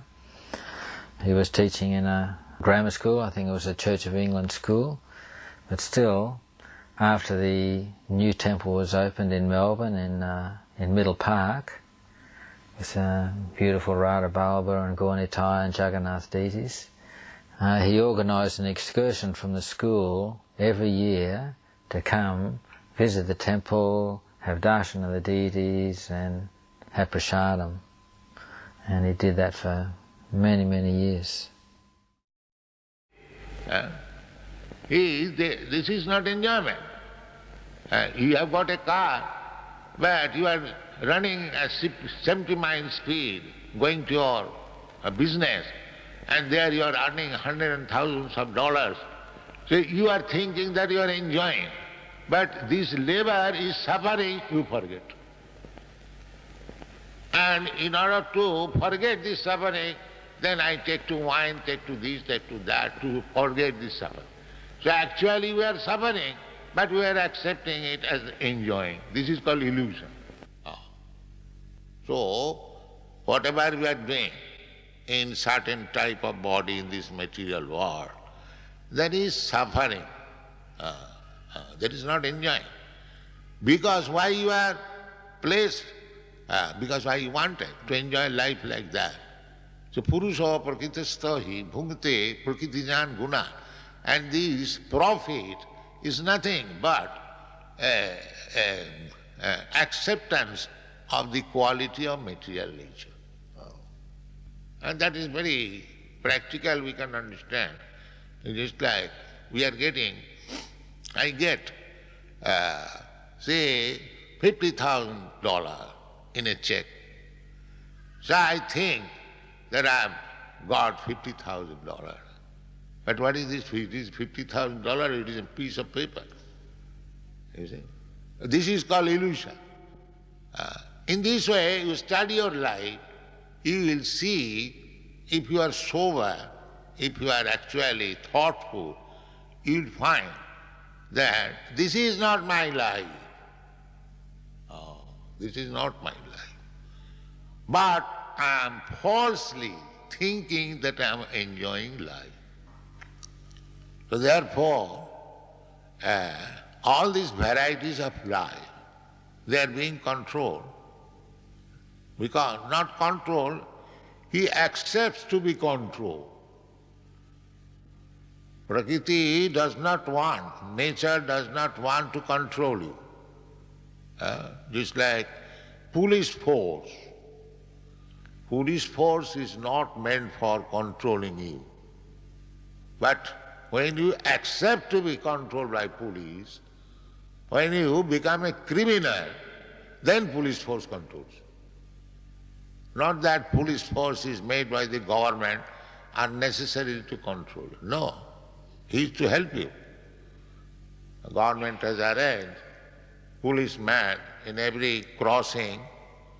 They are wandering in the street. They are meant for helping you. They are not meant for controlling you. But when you agree to be controlled by the police, then it controls. Prakriti kriyamanani gunai karmani. Then you become under the police control. If you become criminal, therefore frustration. Next stage is frustration. Everyone, we are frustrated because we are in this material world. The Prahlad Maharaj says, a great devotee, that his father asked me, my dear boy, what best thing you have learned? He said, my dear father. He did not say father. His father was first-class materialist. He addressed him the best of the demons. Anyone who is very much sensuous, very much attached to sense gratification, they are called demon. And those persons who do not indulge in sense gratification but utilize this body or this life for God realization, Krishna realization, they are called gods. There are two classes of men, demon and God. Those who are engaged in God consciousness, they are not God but godly. And those who are not, because this human life is meant for this purpose, forgetting our Father, forgetting our God. We are criminal within this material world. Therefore, our only business is how to get out of this prison house and go back to home, back to God. The quality is the same. A drop of Atlantic or Pacific Ocean and the ocean, if you test the drop, a small drop, it is salty, you can understand that the ocean is also salty. But the contents of salt, that is very small, and the contents of salt in the ocean, that is very big, that you cannot imagine. God is like you and me, a person, but He is Pacific Ocean, we are dropped. Yes? Yeah? Wait a second, hold on. But let her speak first. What is your question, please? Is this gentleman? Yes?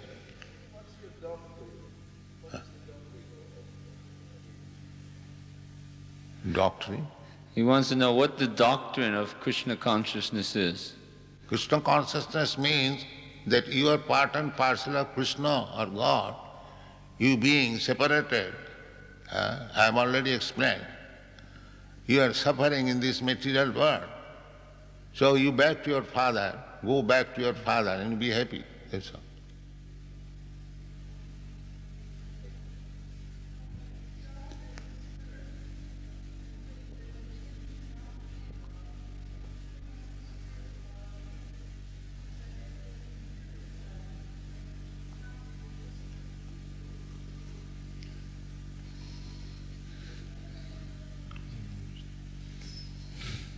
You're saying that God is spirit, we are spirit, and what follows from there? Mm-hmm. So we're spiritual ideas and of God, so therefore the material state of mind. So what is the question?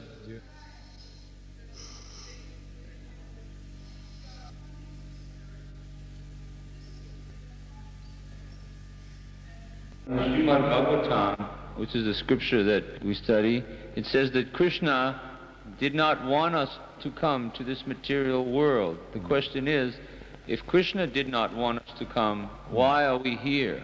Yes, you force Krishna to allow you to come. Just like sometimes a child forces the father. Father says, my dear son, do not do this, do not go. But he insists, well, I must. All right, you go at your risk. That's all. And you suffer. What can be done? Because you are God, because you are son of God, God has got independence, full independence, almighty. Therefore, you have acquired the quality of your father. You have got little independence. The God does not interfere with your little independence. If you persist that I must go and enjoy independently, so God says, all right, you can go. This is the case. You have to take sanction, that is a fact. But when you persist, God sanctions, and you come and enjoy. Beginning from Lord Brahma down to the worms in the stool, gradually, according to your work, according to your desire, you manufacture your different types of body and enjoy and suffer. That's all. My job was to do the speaking engagements for Prabhupada, the bookings, and one such booking was at a monastery seminary combination called St. Pascal's. Prabhupada gave a wonderful lecture. I listened to that lecture once a year just to remind myself of how wonderful it was. He was speaking to seminarians, people that were committed to another religion, and he created a broad basis of commonality. It was a wonderful, non-sectarian lecture about God consciousness. And it wasn't overly long. But there was a very nice question period, which was prolonged, because he definitely piqued their interest. And I remember one of them stood up and he said, what do you think of St. Francis? And Prabhupada, as he often did, he said, what is his philosophy? And the seminarian said, he saw God everywhere. He called the tree his brother, the bird his sister. And Prabhupada's eyes got wide. he just looked at this seminarian. His head went back, and he looked around at everybody, and he said, "That is real God consciousness." And that brought tears to some of these guys' eyes. And here was a man from India, and on the basis of this very much to the point description, probably had more respect for him than anyone in the room, than the people coming from his very own tradition. And that impressed them. And then there were some other questions which were very deftly handled, and then we came to the point where Prabhupada invited them all to join us in kirtan. He said, "I've heard that the Greek word for Krishna is Christo." And he said, "What happens when you say it repeatedly?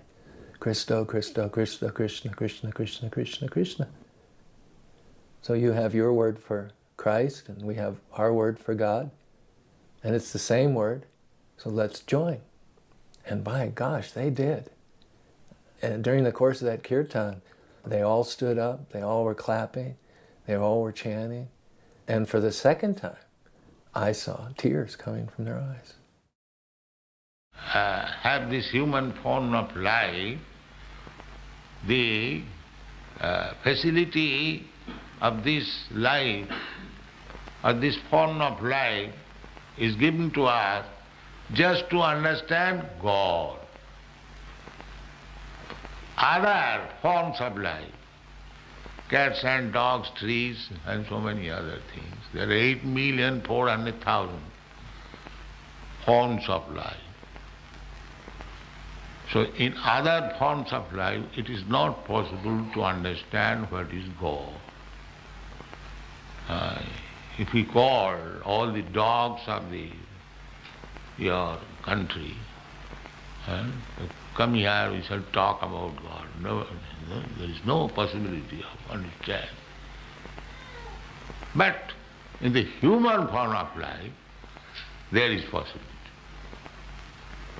Doesn't matter whether it is in India or America or Australia, any human being, if he tries and if he reads the scriptures, never mind Bible, Bhagavad Gita, Bhagavad, then he will understand God. The beginning of the Srimad Bhagavatam, Janmadasya Jataha, absolute truth is there from whom everything has come into existence. Now, what is the nature of the absolute truth? Everything means there are two things, matter and spirit. Two things. Just like this table is matter, and we, living entities, we are spirit, spirit soul. This material body is my covering, just like dress. Every one of us is dressed, covered by some kind of dress. Similarly, all living beings, they are dressed by the material covering. So we, the spirit soul, part and parcel of God, at the present moment, we are covered by two kinds of dresses. The subtle dress, mind, intelligence and ego, and the gross covering. Subtle means we know there is this thing but we cannot see. Just like you know I have got mind, I know you have got mind, but I don't see your mind, you don't see my mind. I know you have got intelligence, you know I have got intelligence, but we don't see what is that intelligence. Similarly, identification, I am this consciousness, that also you have got consciousness, I have got consciousness, but we don't see it. So things which are not visible to these material eyes, that is called subtle. And spirit soul is still subtle.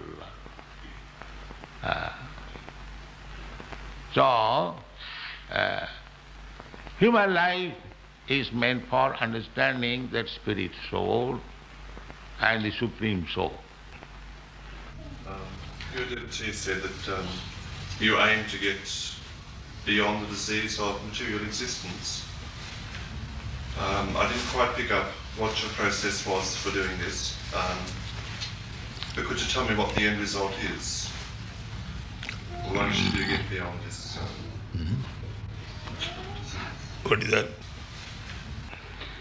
In Krishna consciousness, the process is to get beyond the disease of material existence. Yeah. The first part of his question, how to do this.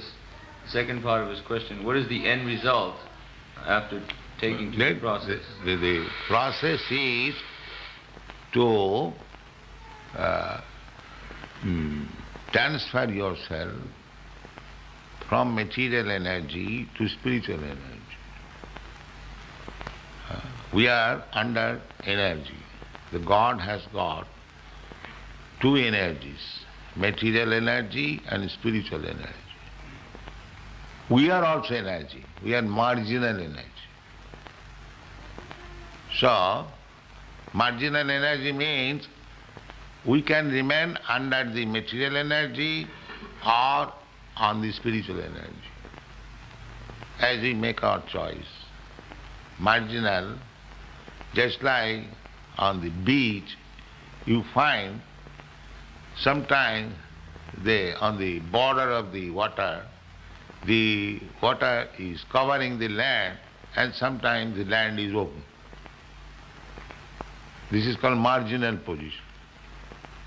Similarly, we are marginal energy of God, living entities. So, we can remain under the water, means the material energy, or we can remain open all. What is our view of Lord Jesus Christ? Jesus Christ, Lord Jesus Christ, he is Son of God, the best Son of God. We have all respect for him. Yes. Anyone who is teaching people about God consciousness, he is respectful to us. It does not matter in which country and which atmosphere you are preaching. It doesn't matter.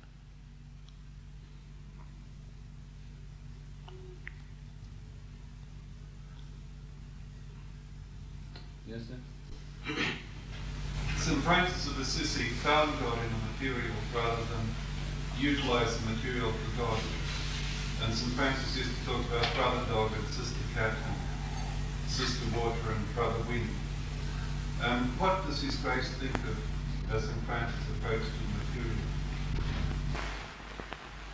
St. Francis, the founder of this particular order, which we have been invited to speak to, found God in the material world, and he used to address the aspects of the material world as brother and sister, brother tree, sister water, like that. What is your view upon this? The real God consciousness. This is real God consciousness. Yes. Not that I am God conscious and I kill the animals. That is not God consciousness.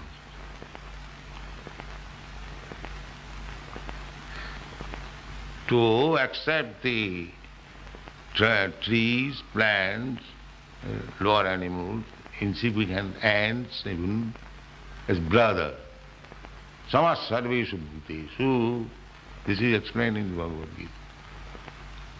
Brahma bhuta prasannatma na sochati na kankati samas sarveshu bhutesu. Sama means equal.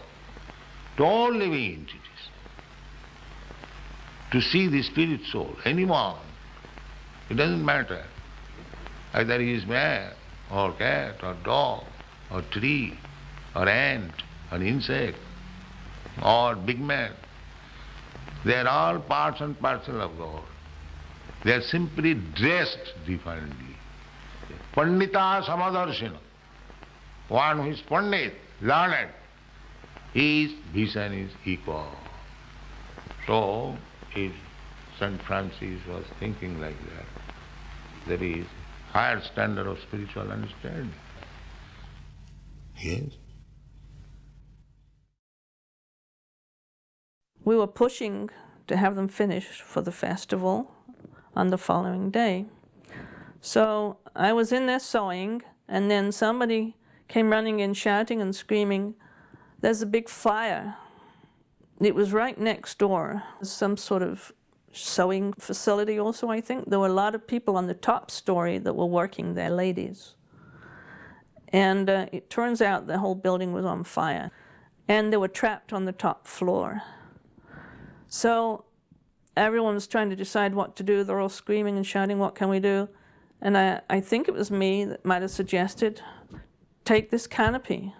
So we took the canopy, which was made of ripstop nylon, very strong, and we took it out, and the men, there was a large number of men there, devotees, and they held it a few feet off the ground, taut as they could make it, and told the women, "Jump."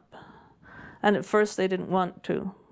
But when the flames started whipping out the window and the smoke was coming and they just couldn't take the fire any longer, then one by one they started jumping. And they all jumped successfully. And as one jumped and landed, then they would tighten up the canopy again and another would jump. Then the last one to jump, who was the most fearful, she was a pregnant lady. And when she finally jumped, at that time the canopy gave way and split where the seam was. But however, she was fine. She survived that jump, and the baby survived also. So I was glad to see everyone was safe and sound, but I immediately started thinking, aha, how can we use this for publicity? So I suggested someone go and call the press quickly. And we got the papers, newspapers there, and we explained what had happened. So that in the following morning's newspaper, headline news was, "Hare Krishna heroes save ladies from fire," or something like that. And they showed it to Prabhupada, and he was extremely pleased. And it was very good advertising for the Rath Yatra, because we were on the front page the very day of the Rath Yatra festival, so we had a huge crowd that year. The irony surrounding the whole town hall engagement and the Rath Yatra festival was that the people that were issuing us thousands and thousands of dollars worth of tickets for chanting, dancing in the streets and distributing Srila Prabhupada's books in the streets were the same people that we had to go to get the permits to conduct the Rath Yatra festival. So I remember when I first had to go there to the Melbourne City Council, big, dark oak draped council room with 30 or 40 of these city councilmen sitting around the table, and I walked in with my shaved head and my dhoti and had to convince them that they should allow us to have the Rath Yatra festival. So when I walked in, he had this big pile of tickets on his on the table. And the head of the city council, the mayor of the city, said, "Well, what are we going to do about all these tickets here?" And I convinced him, or Krishna convinced him, that they should not let these unpaid tickets have a bearing on their opinion whether they should give us the Rath Yatra permit or not. And I remember thinking to myself, looking at the mayor's chest and saying that, "Krishna, you are in his heart. Inside his chest is his heart, and inside his heart you're there. And if you want to allow us to have this Rath Yatra festival, then you will instruct him from within that he should allow us to have this." So the mayor was very flamboyant. He said, "Just tell me one reason why I should allow you to have this festival, seeing that you have flaunted, you have snubbed us by not paying one single ticket that we have issued to you, which is thousands and thousands of dollars. Why should we give you the permission to parade through our streets?" And I looked at the council, and I knew the egalitarian sentiment of the Australians. They always wanted to give people a fair chance, because the history of Australia is that they were subjugated by the Britishers. The prison colonies were started there, and they were always for the common man. So I looked at the mayor, and I used one of the Australian idiomatic expressions. I said, "Well, can you give us a fair go? That's all we're asking for, is a fair go." And the mayor looked around, and he didn't want to be the one to say that he wasn't going to give someone a fair go. And he looked at the members of the council, and he said, "All right, we'll give you a fair go." And he stamped the permit, and we got the permit to have the Rath Yatra. So the same people that were giving us tickets had to give us the permits, and Krishna arranged it in such a way that they didn't hold it against us. So the Rath Yatra went on, and Srila Prabhupada's speaking engagement went on in the Melbourne City Hall, and newspapers gave us favorable reviews. When Prabhupada came in for Rath Yatra, it was midwinter, June. That was partly because he had told Madhavisa, if you become the #1 book distributors in the world, then I'll come. And so we did, actually. He organised the BBT party, and Australia was consistently at the top of the book distribution ratings, even though we were just a tiny yatra at that time, maybe about 50 or 60 devotees in the whole country.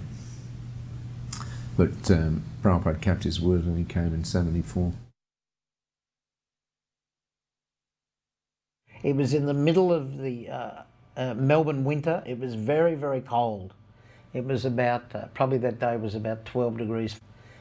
Prabhupada came and joined us about halfway through the parade in Collins Street. And of course, when Prabhupada arrived in the actual parade, the devotees were in ecstasy. And in front of the Rath Yatra cart, we had this big diorama of Lord Chaitanya, big golden diorama. He was about 14 feet high. He was following in front of the Rath cart, and we were walking in front of Lord Chaitanya. And every now and again, Prabhupada would stop, and he would turn around and he would just look at Lord Chaitanya in complete ecstasy. Right? Then he would look at Lord Jagannath. And you see in these shots, he's very, very happy. And then he would turn around and he would walk again. And then Prabhupada walked for about 2 miles. So this Rath Yatra was quite astounding for us.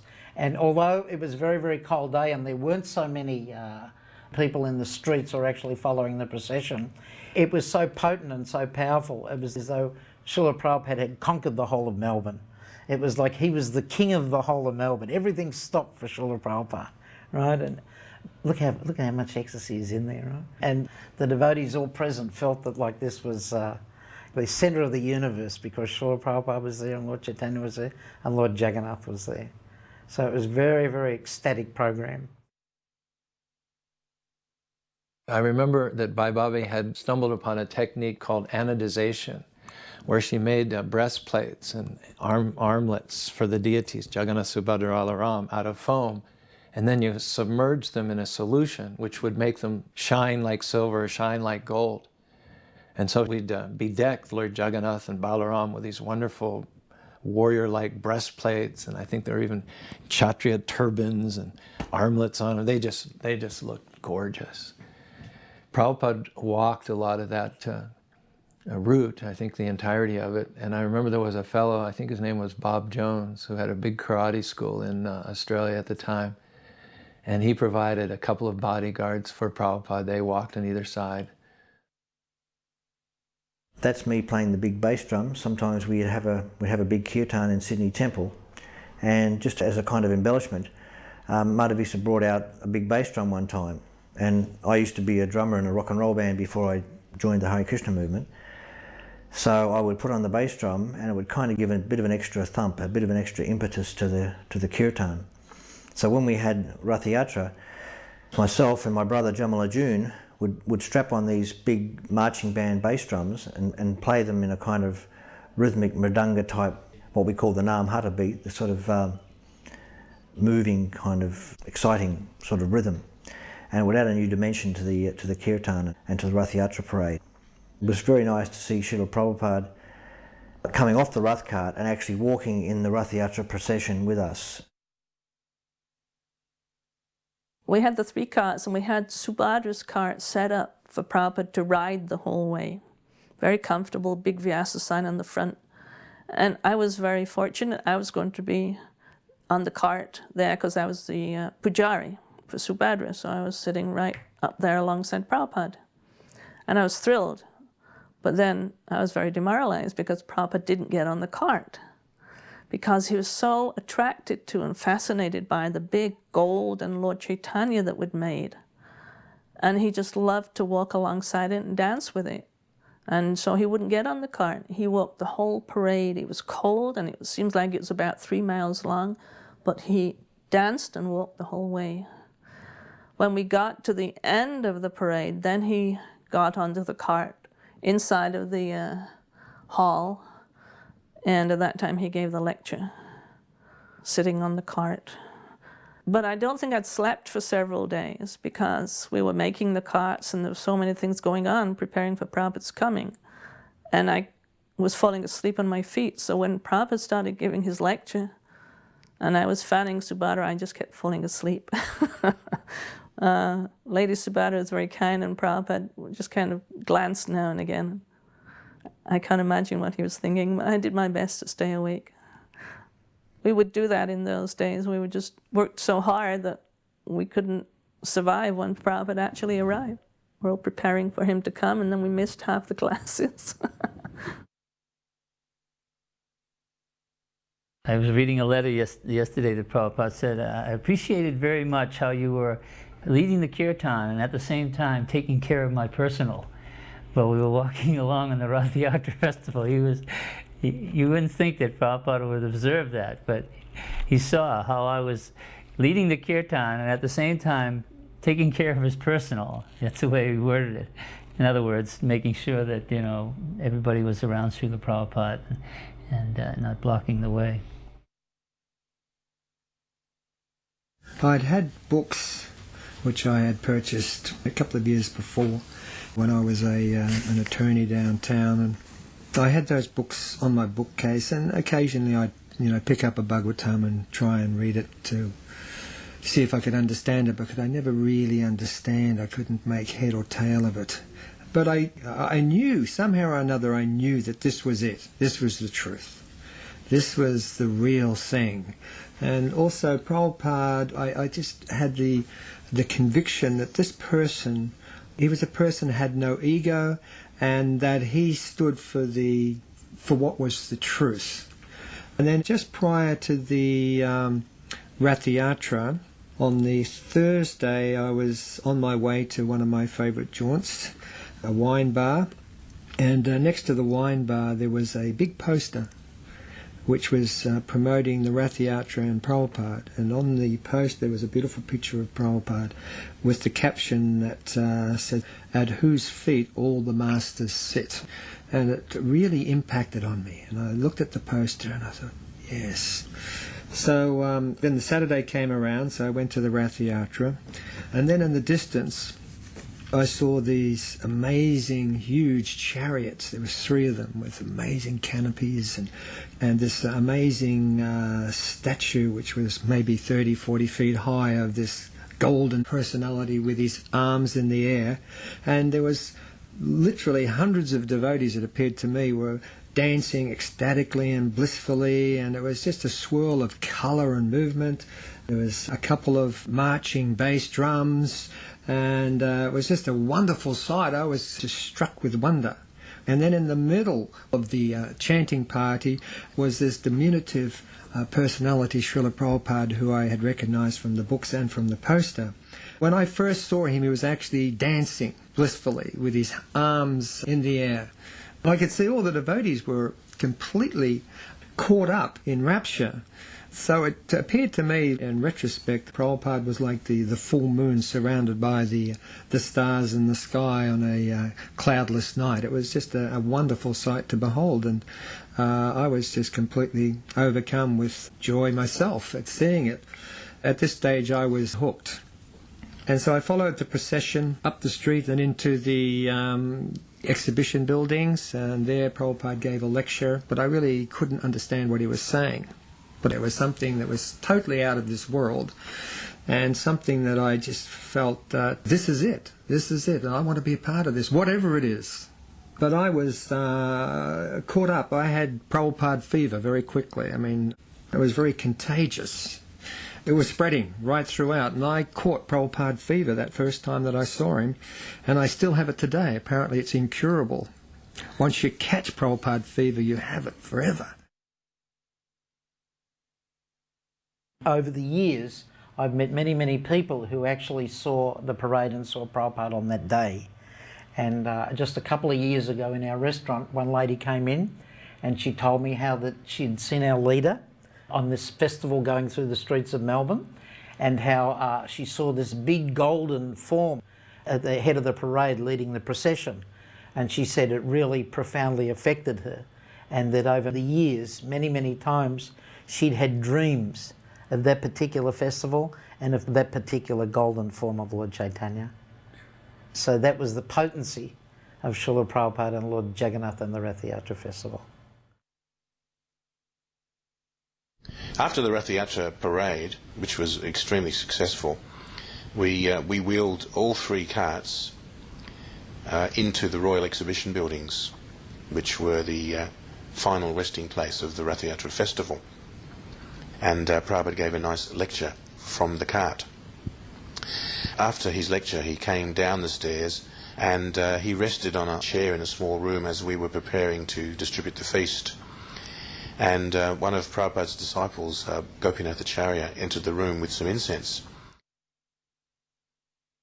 So Srila Prabhupada is sitting in there, resting a little on a seat, and Deepak Prabhu introduced me to Srila Prabhupada and said, "Oh, this is Gopinath Acharya Das, he's one of our leading book distributors." So Srila Prabhupada was actually very interested. And he turned his head very regally, looked at me and asked me what I said to sell the books. So I mumbled and fumbled something to the effect that, "Oh, Srila Prabhupada, I just tell them it's about yoga. They think it's about exercises."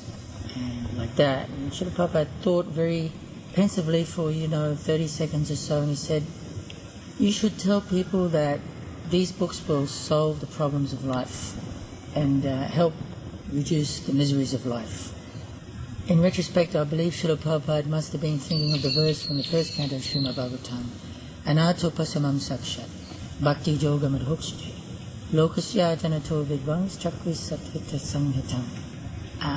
The material miseries of the living entity, which is superfluous to him, can be directly mitigated by the linking process of devotional service. But the mass of people do not know this, and therefore the learned Vyasadeva compiled the Srimad Bhagavatam. So I felt very blessed to be privy to Srila Prabhupada's personal instruction, what to say to distribute his books.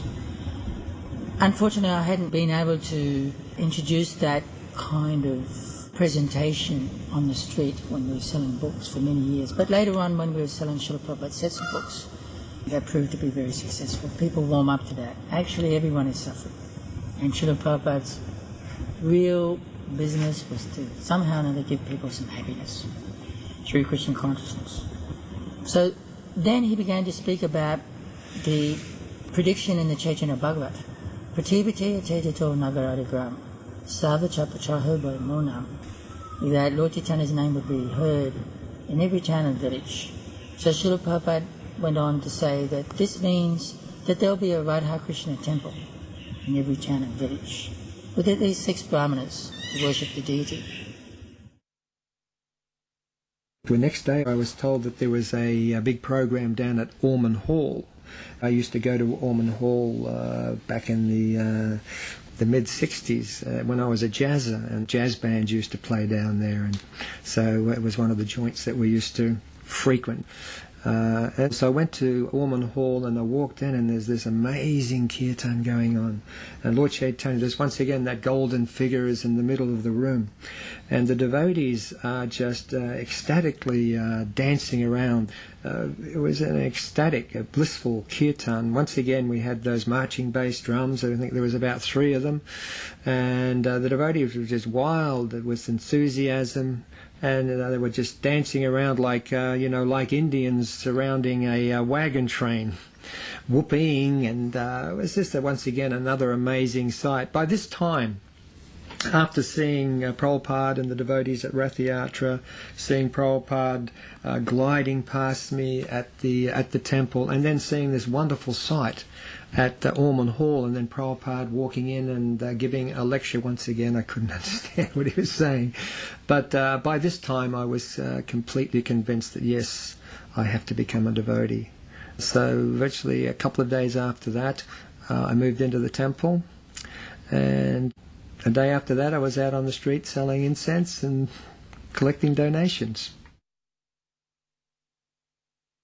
We had big ecstatic kirtan around Lord Chaitanya for about 45 minutes. Madhavisa was leading, and it was such an ecstatic kirtan that when Madhavisa stopped the chanting, Prabhupada motioned like this to continue. Right? He was just in ecstasy watching and hearing the kirtan. He loved Madhavisa's kirtan so much. Then after that, he gave a lecture, and then after the lecture, another nice feast was served, especially after the festival the day before when we had a big program and a big feast. He was very pleased with that. But then the next day, it was on a Sunday, another big feast was served, and he said, "Who has cooked this?" He was very, very pleased that the devotees had gone to so much trouble to cook two beautiful feasts in 2 days. As usual, my service was to cook a huge feast for the program. As I remember, I had to cook a huge feast, a Kodasi feast. I can't remember exactly everything I made, but I do remember that I was sort of busy during the program that Prabhupada was talking, sort of organising the food and getting it ready to be served out at the end of the program. So I couldn't be present at the whole program. But what we did was arrange all the plates and serve them all out in a room that was nearby or next to this hall where everyone was chanting and hearing Prabhupada talk. And when the program was over and Prabhupada was walking out, he walked past and saw all the plates of prasadam spread out, and he looked at Madhavisa and said, "Oh, who has done all this?" And Madhavisa said, "Dwapayana has done this." And Prabhupada said, "Oh, this is very good."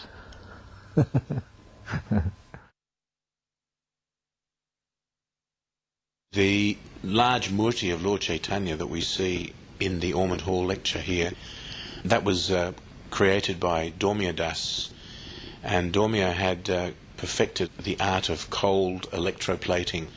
He was able to build this murti in pieces and then create a wonderful shiny gold coating, and then with pegs assemble the murti and bring it to various events. It was there at the Rath Yatra festival, and as we can see, Prabhupada encouraged us with a wave of his hand that we all circumambulate the deity, and he was like the general ordering the troops, and just with that little movement of his head and the little movement of his hands, we took his lead and we danced ecstatically around the murti with those very big bass drums that we had used the day before at Rath Yatra.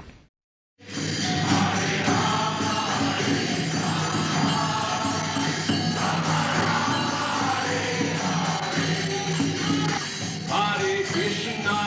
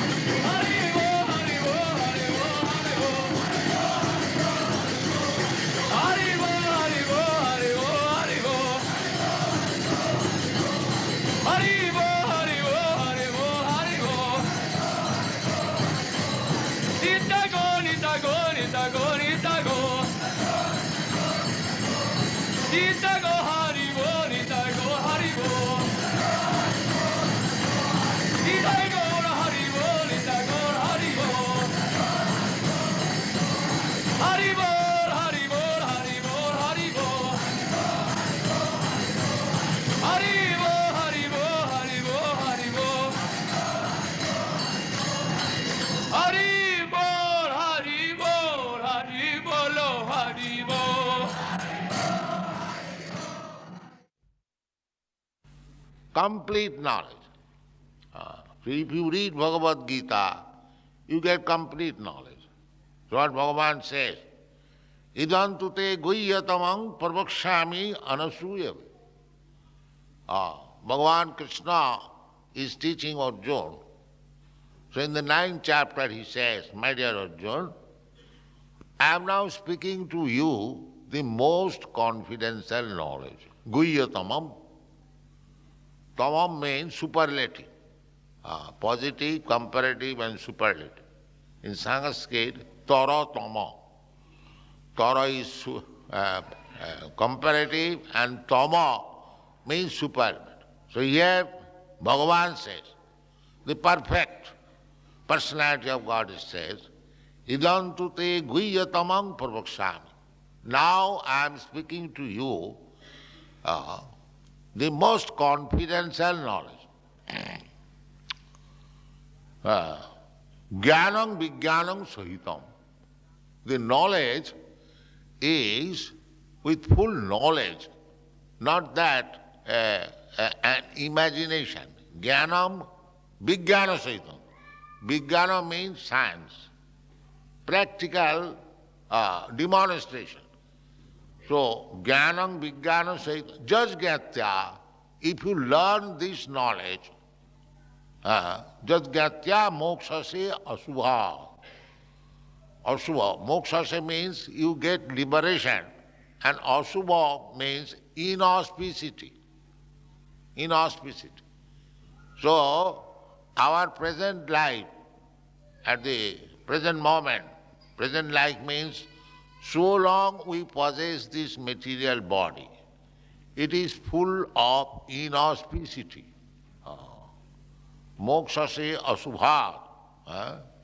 Asubha means inauspicity. So what is that confidential knowledge? Namo Mahavadannaya Krishna Prema Pradayate Krishnaya Krishna Chaitanya Namini Gauratisi Namaha. Srila Rupa Goswami, when he met Sri Chaitanya Mahaprabhu at Prayag, there is a place, holy place in India, which is called Prayag. So Sri Chaitanya Mahaprabhu, after accepting his renounced order or sannyas, he went to Prayag and other holy places.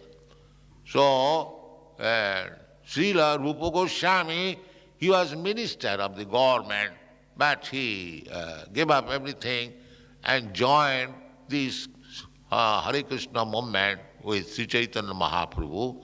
So when he first met and he offered this verse, Namo Mahavadannaya. Vadanna means the most magnanimous. Yes, Krishna asked that you rascal surrender unto me.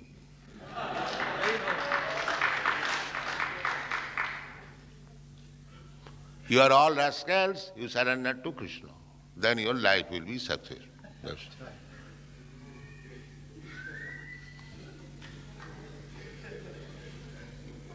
This is the sum and substance of Krishna's instruction.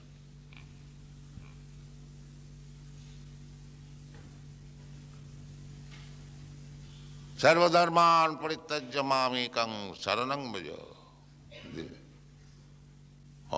Krishna is not asking only Arjuna, he is asking all us, all rascals, that you are manufacturing so many things for becoming happy, you will never be happy.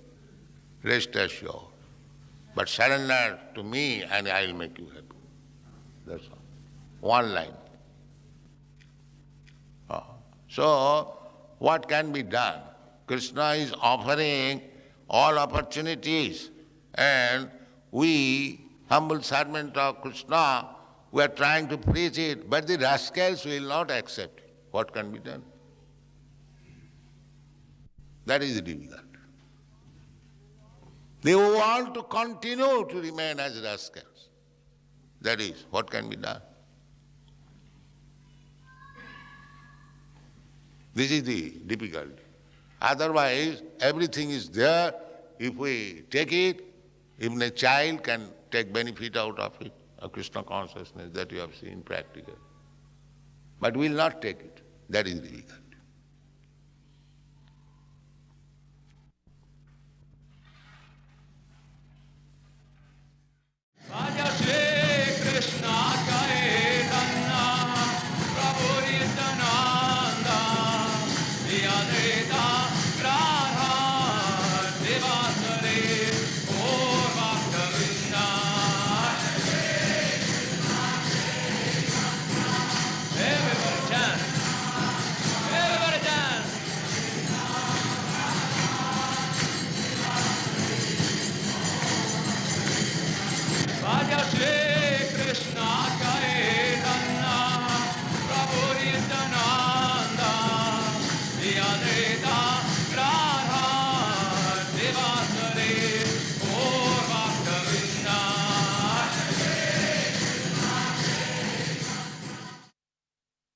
Prabhupada would be giving a lecture and his glance would kind of fall over you and he'd just be looking straight through you.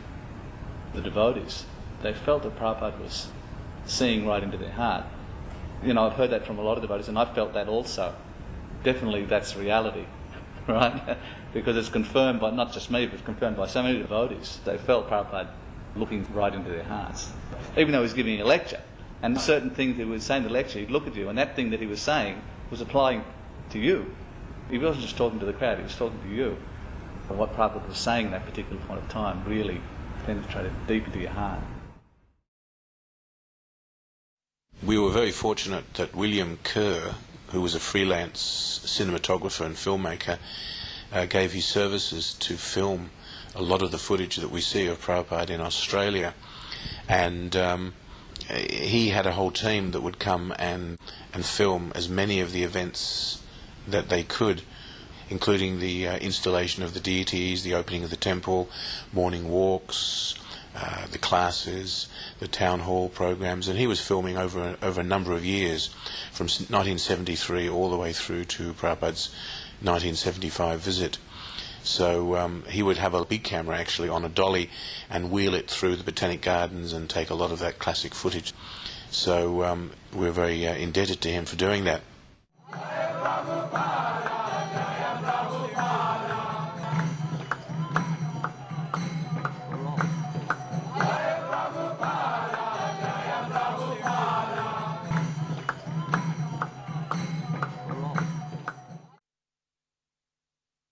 There were 3 major universities in Melbourne, and La Trobe University was one of them. We arranged a program.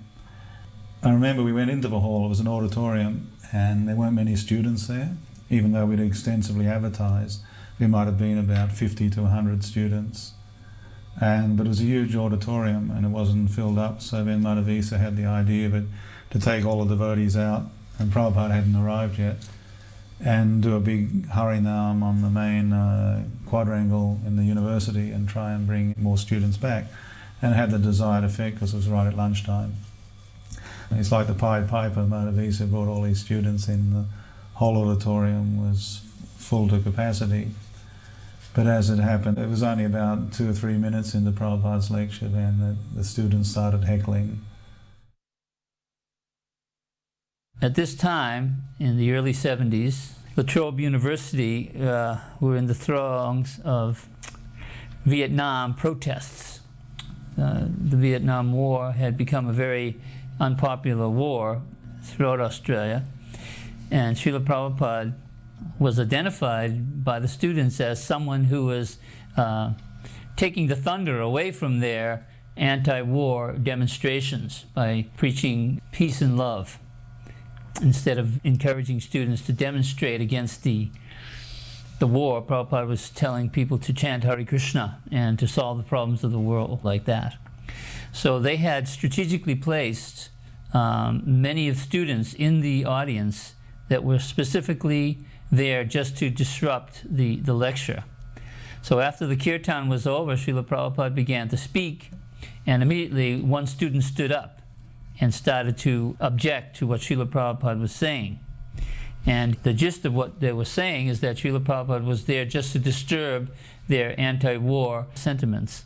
Then we had that person removed and brought into the back, And then as soon as Srila Prabhupada started to speak again, someone else stood up and started to speak, and they would be using profanity and wouldn't be reasoned with. And I tried from the microphone to try to diffuse the whole situation, but they were determined that they wouldn't listen to any logic. Although the audience wanted to hear Srila Prabhupada speak, these hecklers were determined, to stop the meeting.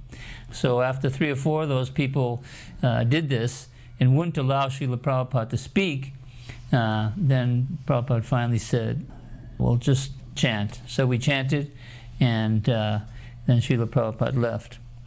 But while this whole thing was going on, the devotees were taking these hecklers out and bringing them into the vestibule, and the fist fights, there was a big fist fight broke out. So although it appears to be calm, in the auditorium, just outside the doors, there was a full-fledged Donnybrook going on. And the devotees were defending themselves, and it became quite a bloody scene. And one of the students had a knife, and he threw the knife on the ground, and he said, look, they have a knife, they're trying to stab me. And so the security guards came, and it was a big commotion out there. But just Krishna was working in such a subtle way. The temple president of Sydney, Australia now, his name is Atmarama, he was initiated by Srila Prabhupada. But at that time, he was a student at La Trobe University. And he saw all these people walking into the men's room. They're all bleeding, bloody noses. And he said, gee, I thought those Hare Krishnas were, peaceful people. He says, how come there's a big fight going on? He said, oh, they were heckling his spiritual master. And he said, oh, these guys are really committed. And he was profoundly affected by the devotees' fierce loyalty to Srila Prabhupada. And soon after that, he became initiated, and now he's the temple president of Sydney. So Krishna works in strange ways. Also, the students up on top of the underpasses as the devotees were leaving, they dumped black paint on our white vans. So it was an orchestrated thing by these anti-war demonstrators. So when Srila Prabhupada got back to his rooms, he said, now we know we cannot have any free speaking engagements anymore. He says, and whenever I speak in public like this, you must charge $5 or $2. There must be some admission charge, because when we have these free assemblies, then any riffraff can come and cause a disturbance.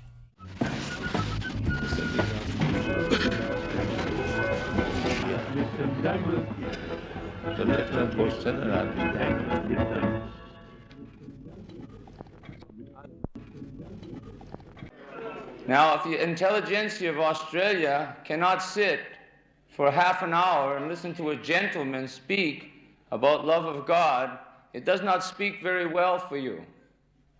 We are simply not asking for disturbance. We are not asking for violence, but we will meet violence with violence.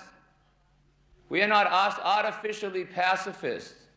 We are asking you to listen like gentlemen. We have come here in goodwill. We have come here not to cause any disturbance. So we ask you please to have that much respect for our spiritual master. Now at this time, if there is any questions about Krishna consciousness philosophy, not about fighting, we can go out in the street and fight and we can solve everything out there. We have come here to speak about spiritual matters. If we want to speak about spiritual matters, let's speak together, like brothers and sisters. Let's not cause disturbance. I have an ego, you have an ego. If you do something to flick off my ego, I may get mad. If I do something to flick off your ego, you get mad. So we'll go out into the street and set it like a cat and a dog? No. We're not here in this university to act like that. We're supposed to have raised above that platform.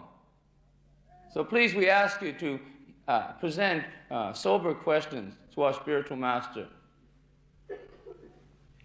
Yes, sir? Well, he is coming, welcome. We shall welcome. Yes. It's very good news that he is coming. Jesus had no reputation. He wore sandals and he was crucified between two thieves. He didn't carry flick knives. And your spirituality's in a Rolls Royce, on a padded seat, and you're all in the money, you Christians. You want money, you rip off people in the streets. we came for this university program not independently, not with the devotees, so we sat in the audience rather than on the stage. And it became quite unpleasant. And because it was so disturbing, it was a little bit shocking, I remember, for myself.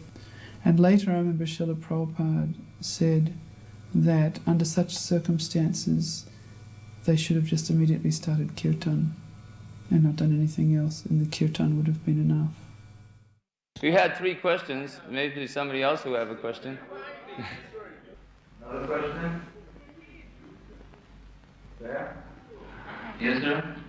Do you consider your movements the major form of enlightenment emanating from the United States today?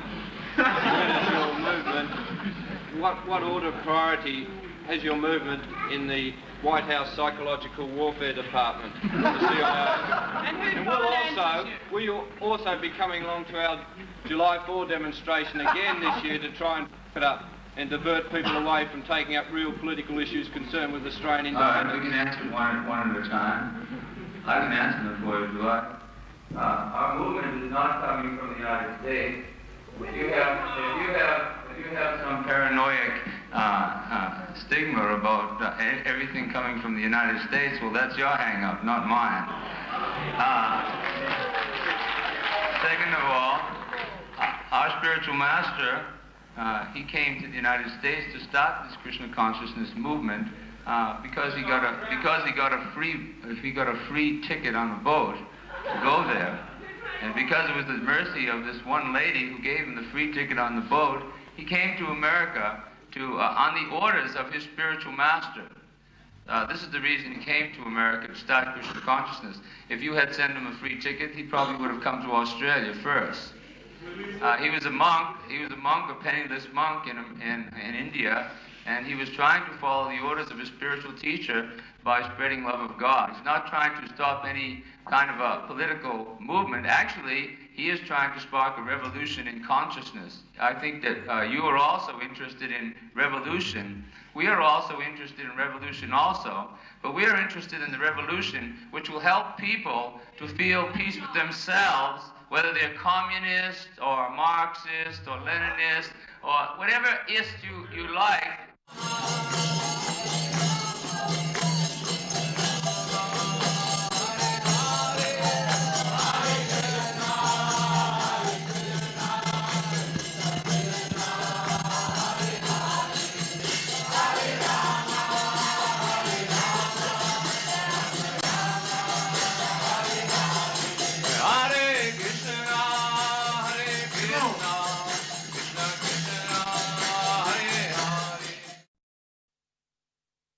This is a morning walk in the Botanical Gardens in Melbourne.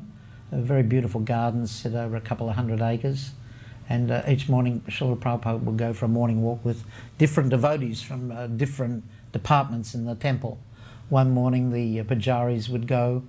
Next morning the devotees from the book distributors, the BBT party, would go. The devotees who are working for Spiritual Sky. So in this way all of the Australian devotees had an opportunity to go out on the morning walks. Of course, we were chanting japa and the devotees were asking many, many questions. I went on this morning walk and I was sitting next to Prabhupada. There were only a few of us. And Prabhupada was looking out at the people all going to work along St Kilda Road, and they were all dressed up in their suits, men and women. And it was like, it's one of the very kind of upmarket parts of Melbourne, and all these people were dressed up, all rushing off to work. And I was sitting next to Prabhupada, and I remember I was looking at it thinking, oh, how fortunate I am. I'm here with Prabhupada, I'm here with the great pure devotee of the world, and there are all these people just going off like mudhas to work.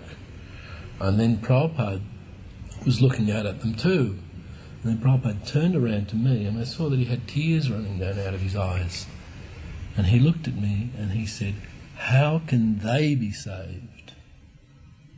That was the most important question Prabhupada ever asked me in my life. I've been dwelling on that ever since. How can they be saved? So while we were thinking of how fortunate we were, Prabhupada was purely thinking of the people who he couldn't connect with because of the barriers they put around themselves in different ways. It was early in the morning, about 6:30 a.m, and one person was practicing his golf, putting, and Prabhupada stopped in the middle of a walk and said, "What is he doing?" The devotee said, "Oh, he's practicing his golf, Srila Prabhupada." But Prabhupada said again, "Well, what is he doing?" He's wasting his human form of life. You know, the same austerities he's going to practice his golf at 6:30 in the morning, he could easily be directing towards Krishna. And actually Prabhupada had tears in his eyes watching his determination to practice his golf. And we're in the gardens on a morning walk. I was having a bit of trouble chanting my rounds. I was thinking how difficult it was to follow the regulative principles. And I remember I very rarely ask Prabhupada questions, but on this occasion Prabhupada was talking about transcendental anxiety. And I said to Prabhupada, "Is it transcendental anxiety, Prabhupada, when you're worried because you can't get your rounds done, or you're worried about following the 4 regulative principles and things like that?" And Prabhupada said, "No." He said, "That is material anxiety. Transcendental anxiety is where Mother Jasoda is worried that Krishna may get attacked by a monkey." He said, or fear for Krishna, it's anxiety for Krishna. It's not anxiety for yourself. He said, that's mundane. So Prabhupada cleared me up on that one. I always realised from then on that all my anxieties are basically material. We had the temple in St Kilda, and Srila Prabhupada was still staying at my house in Brighton. I picked Srila Prabhupada up for the morning lecture. Prabhupada would go inside and give the lecture, and I would listen to the lecture, and then when Prabhupada had finished, I'd bring the car around the front, double park it in the street, and I'd pick up Srila Prabhupada and put him in the car. This particular day, Chittahari said to me, begged me, that could he take the fair lane for a drive. And I said, okay, take the fair lane for a drive, don't take long because Srila Prabhupada's nearly finished, has to be back in time. So Chittahari didn't come back, and Prabhupada was finishing his lecture.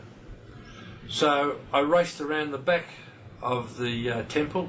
We had this old combi wagon which had Radha Krishna painted up on the side door.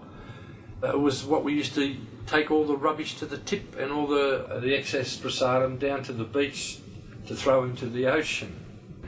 The lecture was finishing up, so I've raced around. I've thrown all the rubbish out into the laneway. I got a broom, I got a hose, I tried to clean it out as best I could. It stunk. I've got the combi wagon, I've come around, I've double parked because Chittahari still hasn't turned up. And Prabhupada walks out, sees the combi wagon, and I put him in the front seat. So the two of us take off to Brighton. It was raining. So the windscreen wipers were on. So every time the windscreen wiper went backwards and forwards, the horn would go beep. So the windscreen wiper's going, the horn's going as we're going down the road, Burnett Street. And Prabhupada looked at me and he said, "What is going on?" I said, "Well, Srila Prabhupada, the Chittahari didn't come back with the car. I had to get the old truck." So Srila Prabhupada watched the windscreen wiper, listened to the horn go, and he just broke up. He thought it was the most hilarious thing. And we went into great discourse about Indian cars, similar to the one that we're in at the moment. We actually had many nice preaching engagements for Srila Prabhupada. The first one was a meeting with 3 scientists from the Commonwealth of Australia's Scientific and Industrial Research Organisation, and they had a very, very nice conversation, and they were concerned with the food problem of the world. They wanted to know how specifically the Hare Krishna movement could help with the starving people of Asia. And Prabhupada just said, get them to chant Hare Krishna and that will solve all problems. And they sort of looked, you know. And that was a very jovial conversation, actually. And they were very respectful of Prabhupada. And at the end, one of the men admitted that his daughter had been given a copy of the Srimad Bhagavatam in the street by the devotees, and that he and one of the other gentlemen there were actually reading the Srimad Bhagavatam. And Prabhupada said that because they are reading the Bhagavatam, these men are gentlemen. There was a fellow scholar who had an idea to interview Prabhupada's disciples in order to work up psychological profiles on them and perhaps get an angle on what type of person might be most inclined to join the Hare Krishna movement. And he went to Prabhupada to get Prabhupada's permission to interview his disciples and ask them what it was they had been doing before they joined the Krishna consciousness movement. And Prabhupada said, no, it doesn't matter whether they're hippies on the street taking drugs, it doesn't matter whether they were PhDs. Whatever they were, it was black. So it was all black.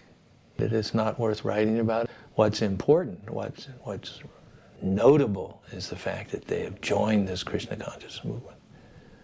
And as far as trying to work up a psychological profile of what type of person joins the Krishna consciousness movement, it is simply the quest for the truth. If you want the answer to your question without a lot of research, those who are interested in the absolute truth, they will join the Krishna consciousness movement. And their lives will have little or no meaning or value. They're certainly not worthy of the subject of study before becoming devotees. But after becoming devotees, yes, that is worthy subject matter.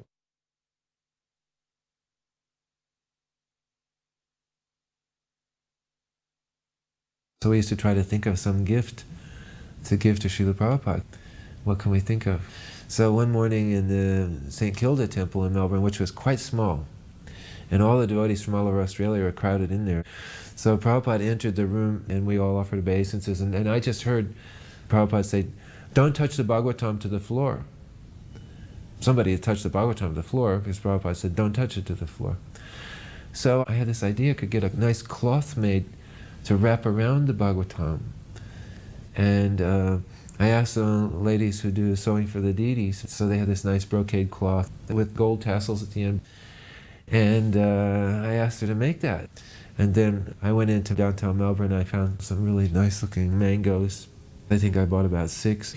So I put these things all in the Back to Godhead box, and then I went to the house where Prabhupada was staying, and I entered the room where Prabhupada was sitting in behind his desk and talking to a whole room full of devotees. So at one point he paused and he looked over my box. So he said, "So, what is this?" So I got the book cover cloth out. And I guess you could say when I entered the room I thought, well, I've got these really good gifts to offer to Prabhupada, you know, I'm thinking this is pretty good. I've got something, right? So I picked the cloth up and I said, "Srila Prabhupada, I heard this morning you said that we shouldn't touch the Bhagavatam for the floor, so I got you this nice cloth to keep around your Bhagavatam." And Prabhupada said, "I don't touch my Bhagavatam to the floor." And then I wanted to explain what I meant, what led to me deciding to do this. But Prabhupada, every time I start to say something, he'd interrupt me. So I say, "Oh, but I mean, no, I don't touch my Bhagavatam to the floor." Every time I try to explain, he stopped me, you know. "I'm keeping my Bhagavatam on the shelf.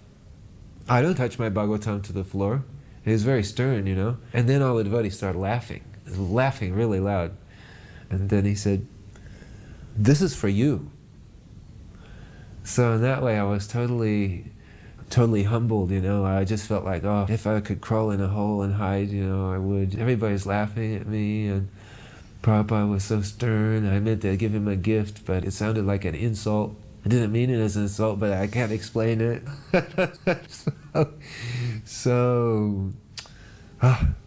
Can't describe the feeling, you know. I just sat there and waited.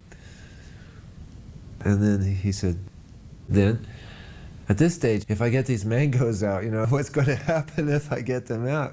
So I picked the mangoes up and I said, "And I also got you some mangoes." And Prabhupada looked at the mangoes, and then a big smile came on his face, and he said, "Ah, this is a gift. Mango is the king of fruit." And then his whole mood changed from stern to like just beaming. And I was like totally relieved, you know. But it relates to the idea that if you offer something with pride, then Krishna doesn't like it. It's not the right mood. But he created that mood in me, begging, "Please accept this offering." Prabhupada to me was a man full of grace. He was a gentleman, a gentle person, and compassionate and cultured. He displayed so much culture, and yet he was, he led such a simple life, needed very little to comfort him. So every day when I return from work, I always go to our puja room at home and thank Srila Prabhupada just for the knowledge and allowing us to know all these wonderful things. Actually, I get very emotional when I start to think about it. So, and I miss Srila Prabhupada very much. I would like to say I love you, Srila Prabhupada.